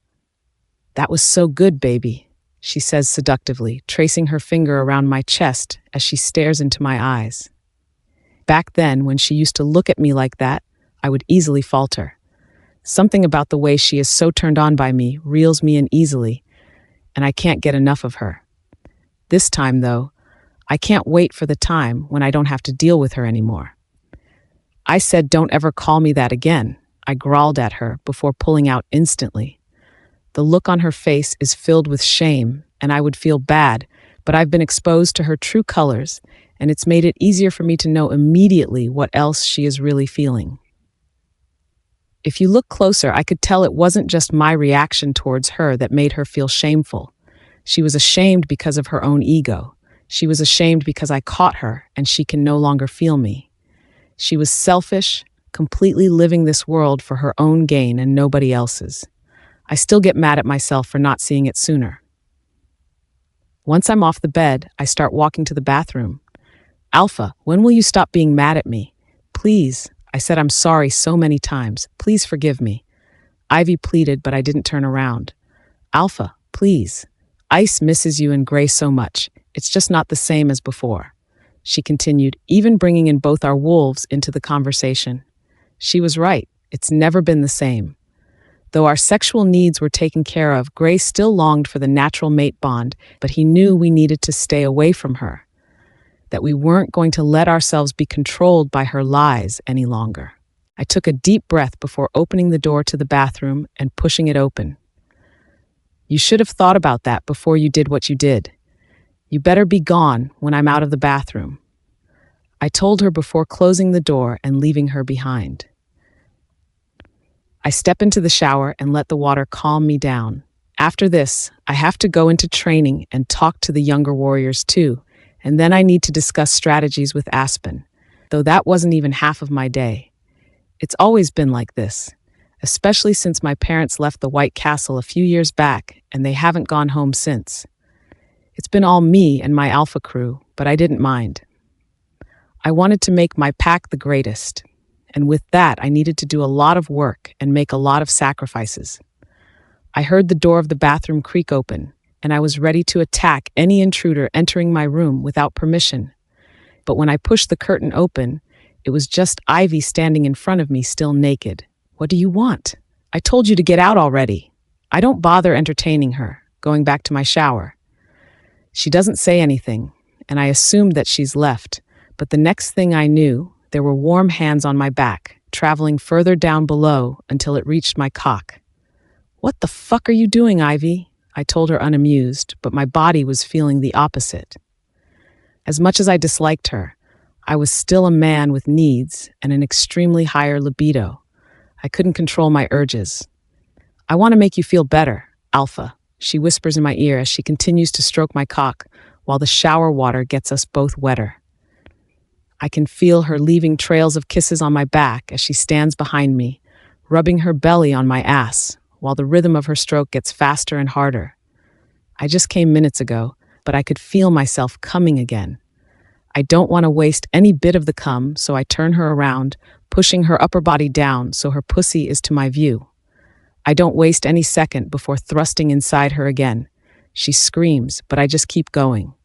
I pound into her inch by inch, letting her pussy take me all in. My cock gets harder, and she stretches her butt cheeks with her hands, allowing me to penetrate her deeper. Her entire face is against the glass of the shower, and it lets out a squeaking noise every time her face moves against it from the force of my cock ramming inside her. "Fuck me, Alpha. Fuck me harder," she begs for me, for my cock. I could care less what she wants. I'm doing this for my pleasure as I thrust into her harder. My hands are on her waist as I guide her too. I'm about to come again.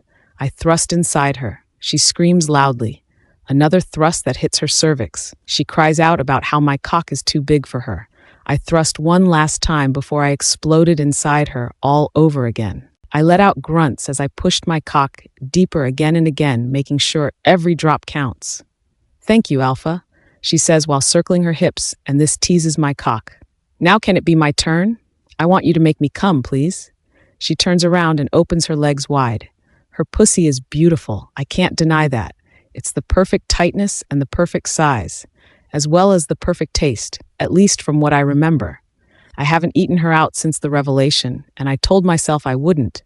She didn't deserve the pleasure anymore, but right now it was becoming harder as she fingered herself right in front of me.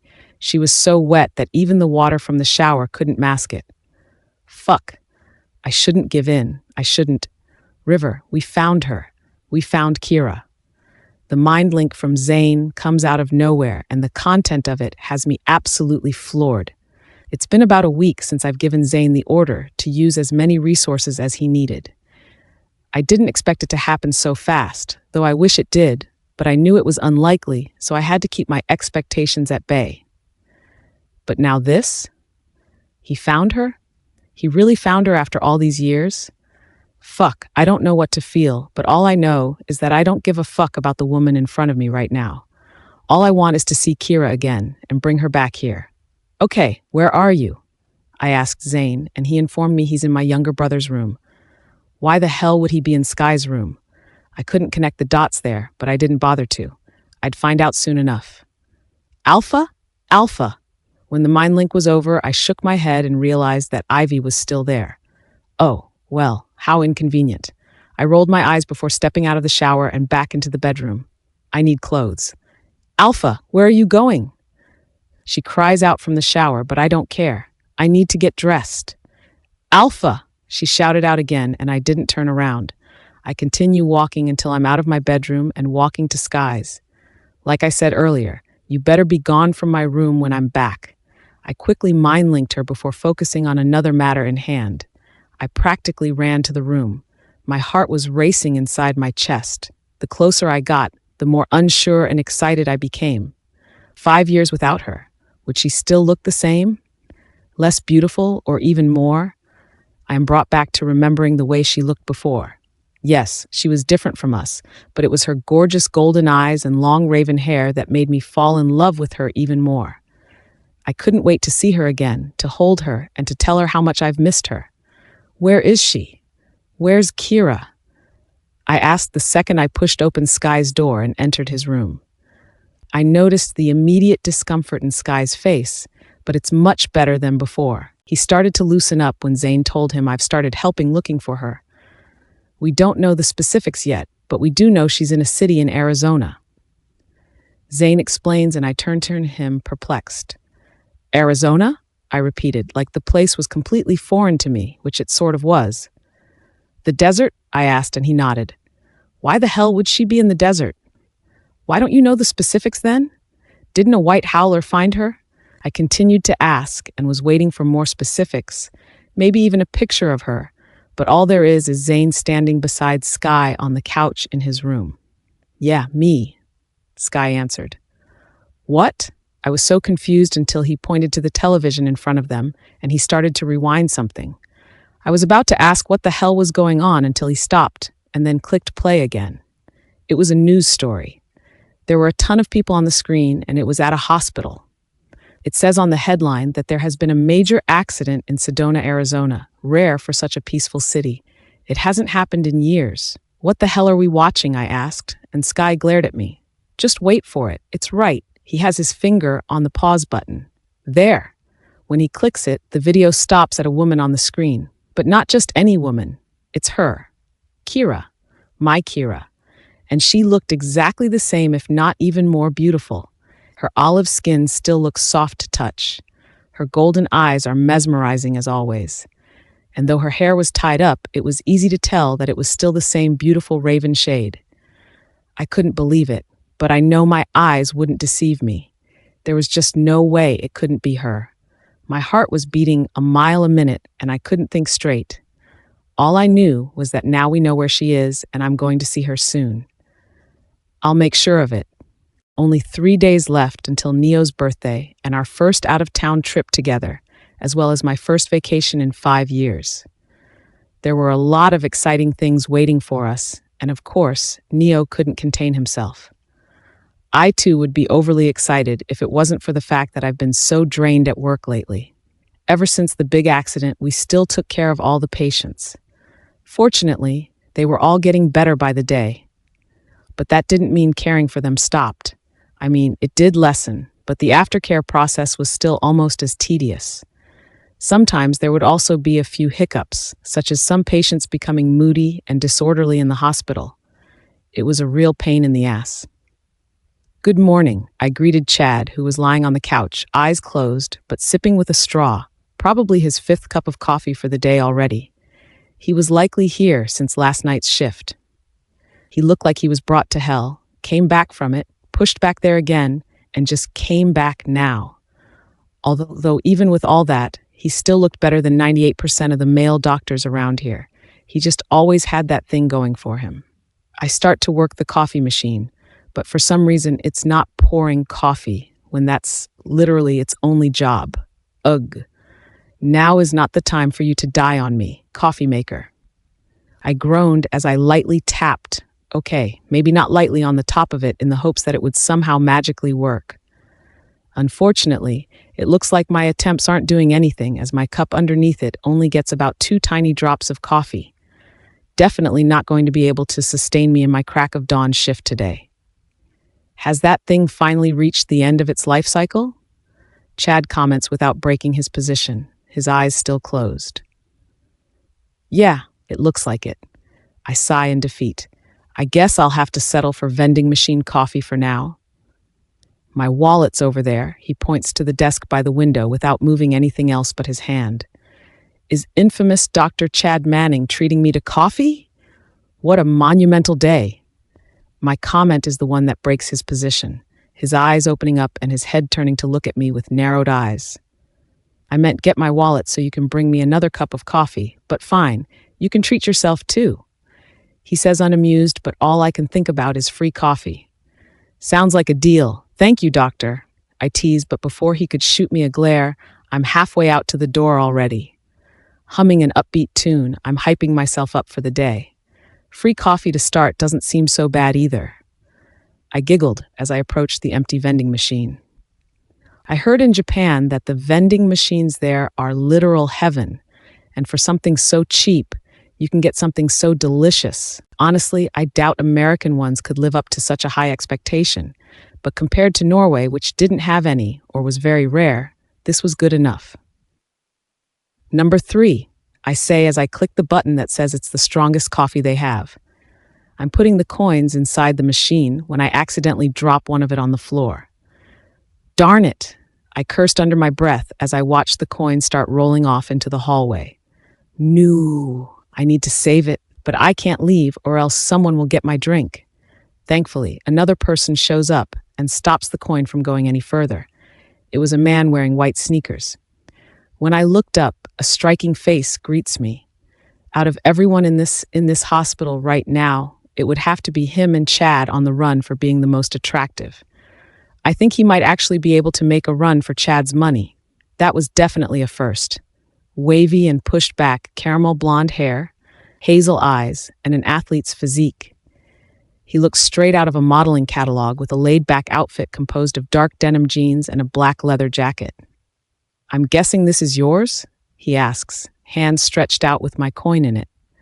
I take a few seconds of blinking at him, processing if he's even real, as his voice sounded like the smoothest manly voice I've ever encountered. He could read me bedtime stories, and I would think he was seducing me. I snap out of it. Not the time to be fantasizing over a man that may or not be younger than you. Kay. Yes, mine, I said a little too enthusiastically, and I wanted to internally slap myself. Way to make it so obvious that I've never conversed with an incredibly good-looking male species in years. Chad doesn't count, of course. He lets out a soft chuckle, and I think at that moment, I was understanding the 15-year-old girls during the time Twilight was at its peak, and they all couldn't get enough of Edward Cullen when he laughs at whatever Bella does, even though it's pretty pervy if you think about it, since he's over 100 years old. Not that my situation with Mr. Hottie in a leather jacket was anything remotely close to pervy. At least, I hope so. I was expecting him to leave after handing me the coin back, but instead he steps in front of the vending machine, gets his wallet from his back pocket, and uses his money to pay for the drinks while I stand beside him with a gawking mouth. Two handsome guys treating me to a coffee in one morning? There has to be some kind of glitch happening in the universe right now. He takes the cups and hands them both to me. Oh, thank you. You didn't have to. I say with a smile that tries its best not to look much too awkward. Please. I can already hear Chad's judging comments telling me, I told you so, that I have no idea how to communicate with the opposite sex. Of course I did. I would never forgive myself if I didn't treat a gorgeous woman like you. He shoots me a smirk. Wow, he's smooth like butter. As in, way too smooth, it's a little suspicious and a little out of my league. I won't ever be able to keep up with a guy like this. I let out a not-so-awkward chuckle. No, I'm nobody. I doubt it. You're saving lives. You're a real-life hero, miss. His eyes squint as he reads my name, but the thought of his eyes staring a few inches around my chest may or may not be turning me on right now. Darn this genetic urge to be aroused. Keira. I like that name. He says when he looks up to me again, twinkling, hazel eyes and all. So Keira, seeing as someone as amazing as you deserves more than just a vending machine coffee, what do you think about having real coffee with me at a real coffee shop? He smiles. I stand there and blink at him confused. Did he just ask me out? Did I just get asked out on a date after 5 years? Right now I'm trying my best not to scream and accidentally pour the cups of coffee I'm holding, but as each second passes, it's getting harder. I'm sorry, what's your name? I managed to ask him, and he looked slightly embarrassed.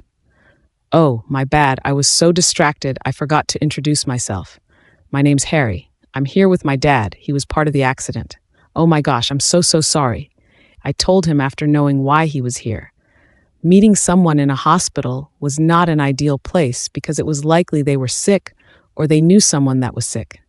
He shakes his head with a small smile. He's fine. He'll pull through. Well, he has to, or else who's going to pay for my gap year? He laughs like what he just said was interesting, but to him it probably is. To me, though, it seems like bad taste. His dad just got into an accident, but all he cares about is his money. And to top it off, he mentioned his gap year. That means he probably just graduated college or is just about to start college. The latter was a big red flag staring straight at me. I need to find a way to end this conversation, and fast. My awkward laughter is becoming more obvious, but I try my best to keep going. I should get going. My colleague needs his coffee, but thank you. It was so nice to meet you. I hope your dad has a quick recovery. I say my last words so quickly, as if I'm being followed by Michael Myers, and my feet are ready to move when he steps in front of me. And because he is obviously much taller than me, he is daunting to look at. What are you doing? Harry? I have to get back to work. I mustered a smile and took another step to the opposite side, but he moved his body again to block my way. Fuck, this is getting increasingly uncomfortable. My eyes look around the floor in search of any security, but there's none. They must all be downstairs, and right now all of the nurses are also in a rush. Damn it. I asked you a question, he says, but this time the smooth voice is gone. Instead, it's replaced by a slightly terrifying deep voice that is fit for a psychopath. I guess good-looking guys really are close to extinction now, especially those who don't turn into vicious animals when they don't get what they want. It's such terrible luck that I ended up meeting one of them and got dragged into his mess, and just when I thought my day was going great, I take it all back. Ugh. And I have the right to answer if I want to or not. With what you're doing right now, it's leaning towards the latter. I said I have some work to do, so I suggest you let me pass, or security will be hauling your ass out of the floor and you won't be able to visit your dad ever again. Harry's eyes flickered. It went from terrifying to actually nervous. I don't usually let people see this side of me because really, there haven't been many situations that I had to show it to them, but when the situation arises, I don't back down. I'm a she-wolf, for God's sake. I don't have anything against humans as I am technically one after all, but when they cross the line, I cross back. 10 times harder, that is. Harry cleared his throat and lifted his chin up. He wants to act cool, stronger, and more dominant. He's not backing down from this, but that's his mistake. I'm about to teach him never to mess with women. What a crude bye. Before he could finish what he was saying, I'd already moved 1 cup of coffee with my other hand so I could have 1 free hand, and before he could even process my next move, I'd already done it. 1 straight hand right on his throat, and he's a goner. Well, not that kind of goner. The neck is a complex structure, and if you get hit there, it's likely that internal damage could be done to your blood vessels and organs. It's so bad that throat strikes are banned in UFC and MMA. Harry starts to choke. He has his hands around his neck and he's begging for help. I walked over to one of the nurses on standby and told her that he's a pervert, so I decided to teach him a lesson. I gave the nurse explicit instructions to ice his throat for the meantime. I hit him hard, but not hard enough for him to physically suffer for the rest of his life. The nurse lets out a laugh before she approves of my actions and walks over to Harry and practically shoves him towards a wheelchair. I took a deep breath, satisfied with my good deed, and walked back to the lounge. What the heck? Why did you take so long? The coffee's practically cold. Chad whines, but I just let out a soft and proud chuckle. Let's just say with great power comes great responsibility. I told him before happily sipping on my coffee. Somehow, the vending machine caffeine tastes even better after that victory. Chad looks at me confused, but obviously not curious enough to care. Okay, Spider-Man, whatever you say, he exclaims before closing his eyes again. I really appreciate you taking your time to come with me to pick up Neo, Alicia. I turned to Alicia, who was happily driving. This is the first time in almost a year since I started working at the hospital that Alicia and I get off at the same time. We bumped into each other in the hallway, and she was quick to offer her car and her services to drive to the kindergarten. Nonsense. We're all going to the same place anyway.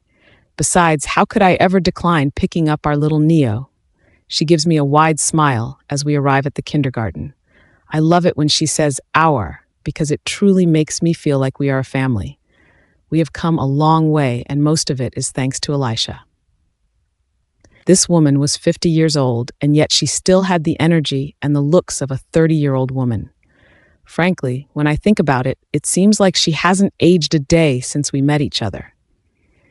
It must be some special power given to her for all the kind deeds she's done throughout her life. I think she deserves it all. As soon as Neo sees both of us waiting for him by the gate, his smile widens from ear to ear, and he starts running towards us at lightning speed. He's absolutely enamored by the excitement, and he hugs the both of us tightly. On the way home, Alicia even stops by the store and gets him a chocolate popsicle stick, his favorite. I think I'm going to rest until dinner time. Is it all right if you handle things in the house until then, Keira? Alicia asks me, and I am quick to accept. It's definitely more than all right. Of course, you get all the rest you need. I can make dinner. I reassure her, and the second she's gone, I get right to it. Right now, Neo is having his afternoon nap, and so I have all the time in the world to clean up and cook. I put on soft and slow music, but put it on the lowest volume to not disturb anyone. I'm swaying around the room, dancing with the soft tunes as I sweep the floor. Somehow, I make mundane chores feel like something more. It's the life of humans. They don't turn into wolves and run to the edge of the city. They don't train as if they're going into combat at the age of 10. All they have is work, eat, sleep, and play. Not particularly in that order. Sometimes, yes, I do miss that kind of life. The life of staying up at night, patrolling the woods as the best incognito warrior, or waking up early in the morning before the sun comes up to watch the sunrise in a different part of the woods. It's exhilarating and the feeling is unmatched. What I don't miss is the other kind of that life, and how my excitement for the past immediately disappears when I remember it. Here in the present, nothing and nobody can hurt me. I preferred to keep it that way. Just as I was finishing up the living room, there was a knock on the door, and I quickly walked to it.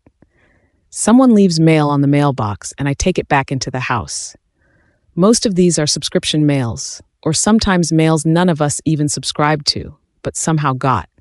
I scroll through it, but don't find anything in particular related to me. Until My brows furrowed and my head tilted to the side. There's a white envelope in the middle of plain brown and recycled ones. I've never seen one like it before. When I turned it around, I saw my name and my address. My heart beats nervously. Last I remember, I didn't have any pen pals. Could this just be another subscription letter then? I almost tore through the envelope out of curiosity, but sadly, my curiosity just gets even stronger when I am met with a blank piece of white paper.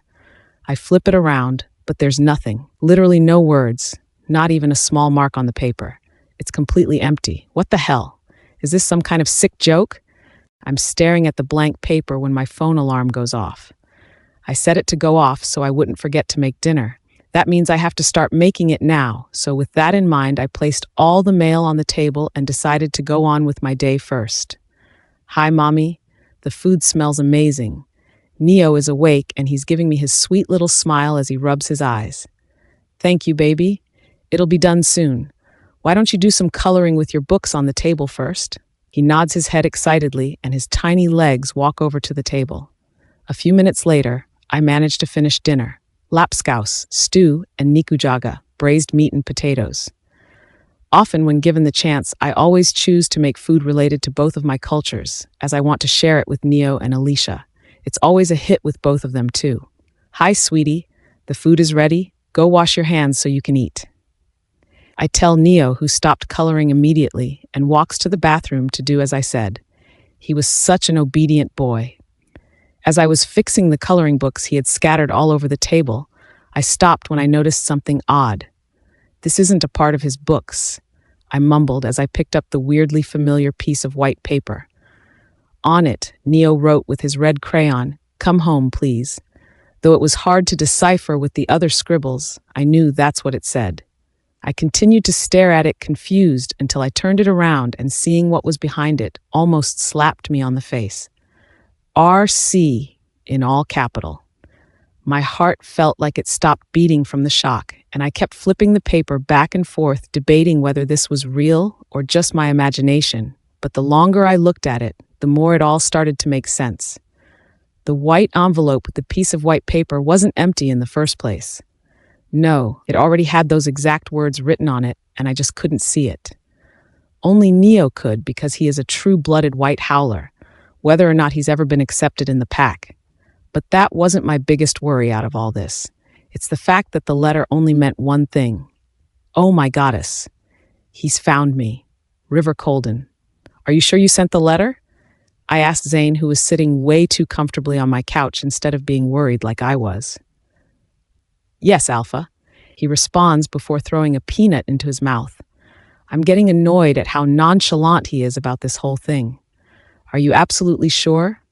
Like 110% sure? I asked the man who seemed to care less about the current situation. I know what I sent, but if you're so worried, then why not just send her another letter? Zane replies. Another peanut goes into his mouth. What? That wouldn't make any sense. It'll be too redundant. I ruffled my hair before frustratingly sitting down on my chair. It's been about 5 days since we saw Keira on television, and after that, we immediately tracked down her exact whereabouts. After finding her city, everything else came easy. Well, for the most part. For starters, she didn't have a single social media account, not even LinkedIn. Don't humans need that to get a job? So I worked with what I had, just an address for quite a big house, as shown by Chi Earth. Anyway, I wanted to go to her immediately, but the Alpha crew said it was a terrible idea. Not only will my appearance come off as a shock, but who knows if she still even remembers me. At least, that's what they think. I believed otherwise, because why would she forget about me? About us? I know I fucked up, but what we had, it was still something amidst all the shit I did. Though Allura said a lot can change in 5 years, and I guess she had a point. As a woman and one of Kira's closest female friends back then, she must know more, and I decided to follow her advice, which was to send a letter first. If she responds, that means she still knows who we are, but if she doesn't, then you know what doesn't make any sense?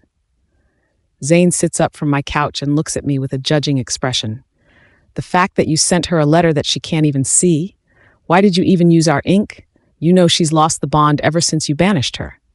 I cringe visibly at the word banish. I've tried my best to forget what I did as I was truly regretting it now, but I guess I can't escape it. I let out a sigh.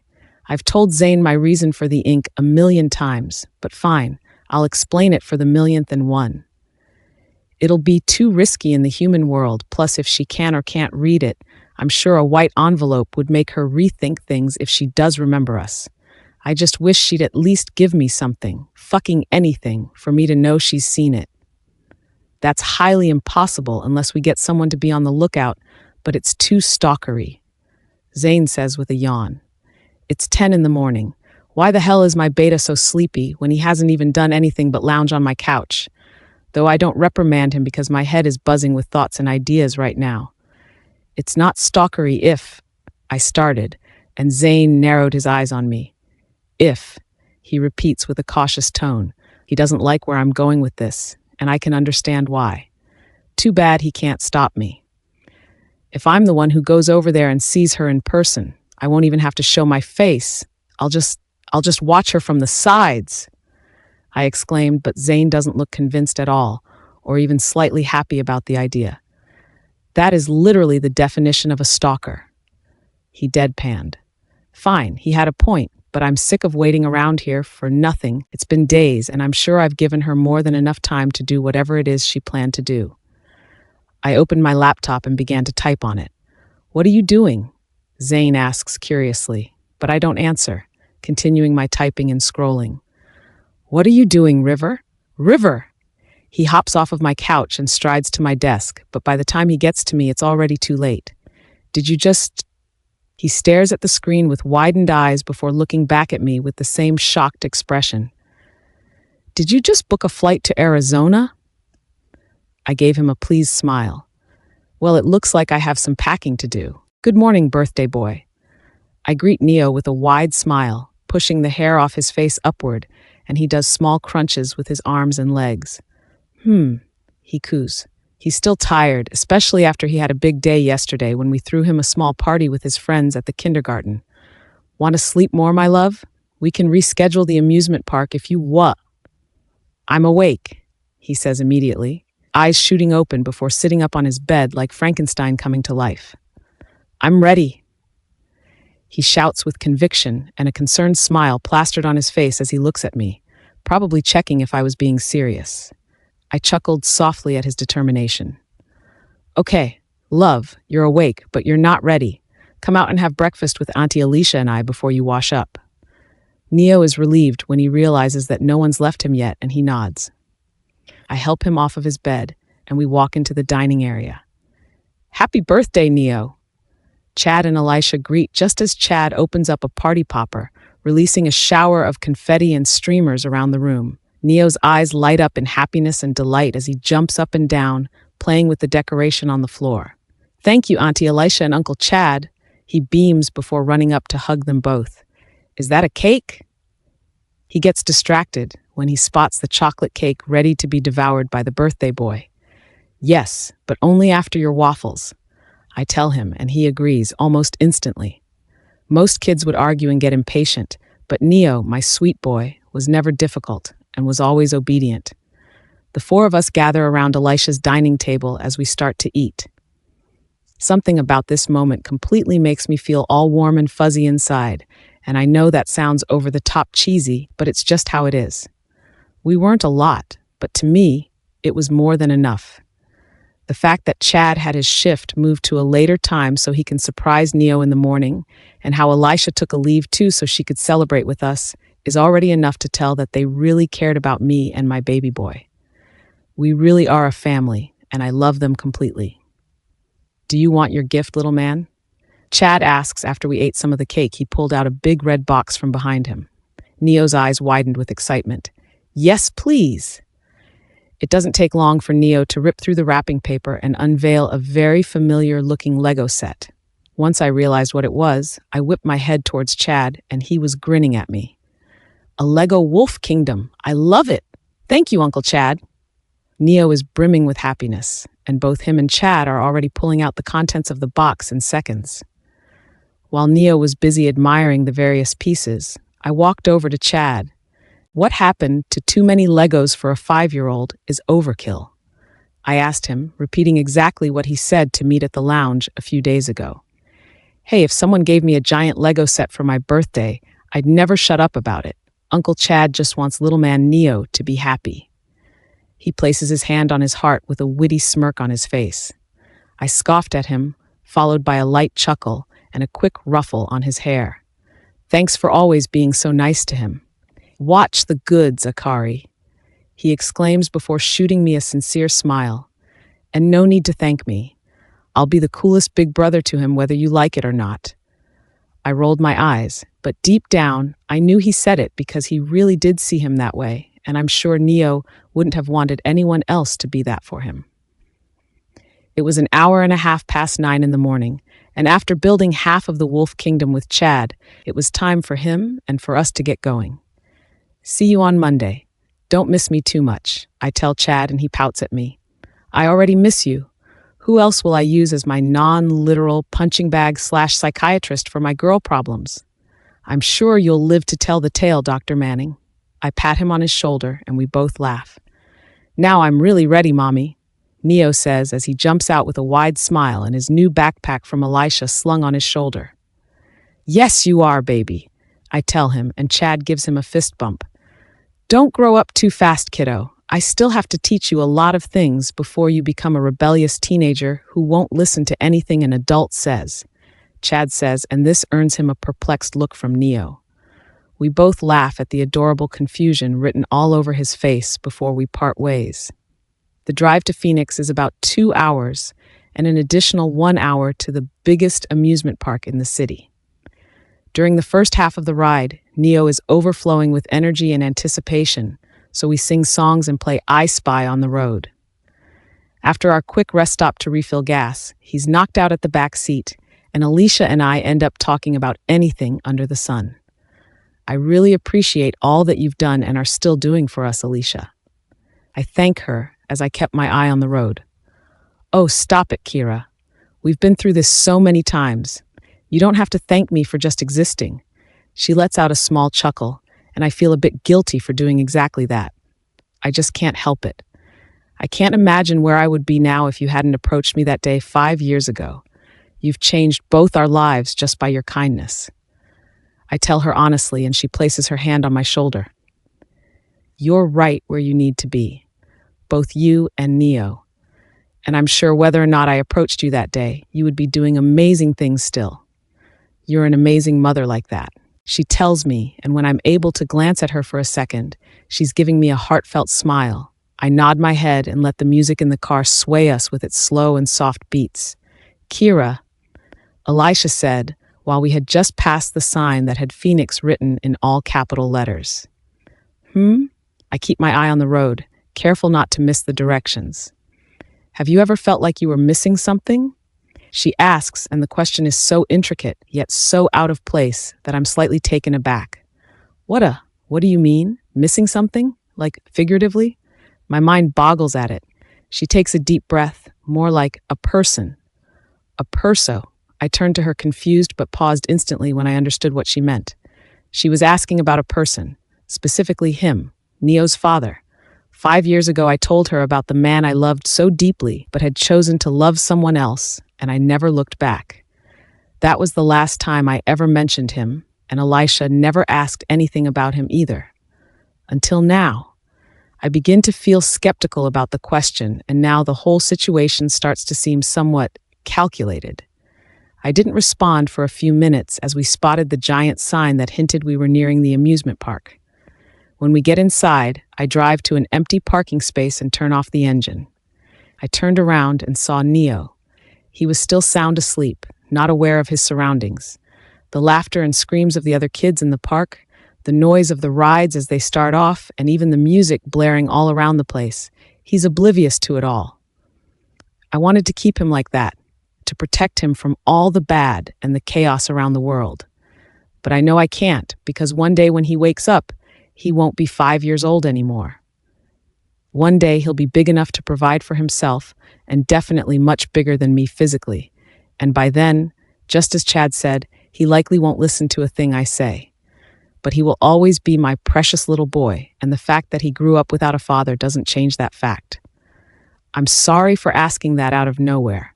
I realize now how rude it was of me.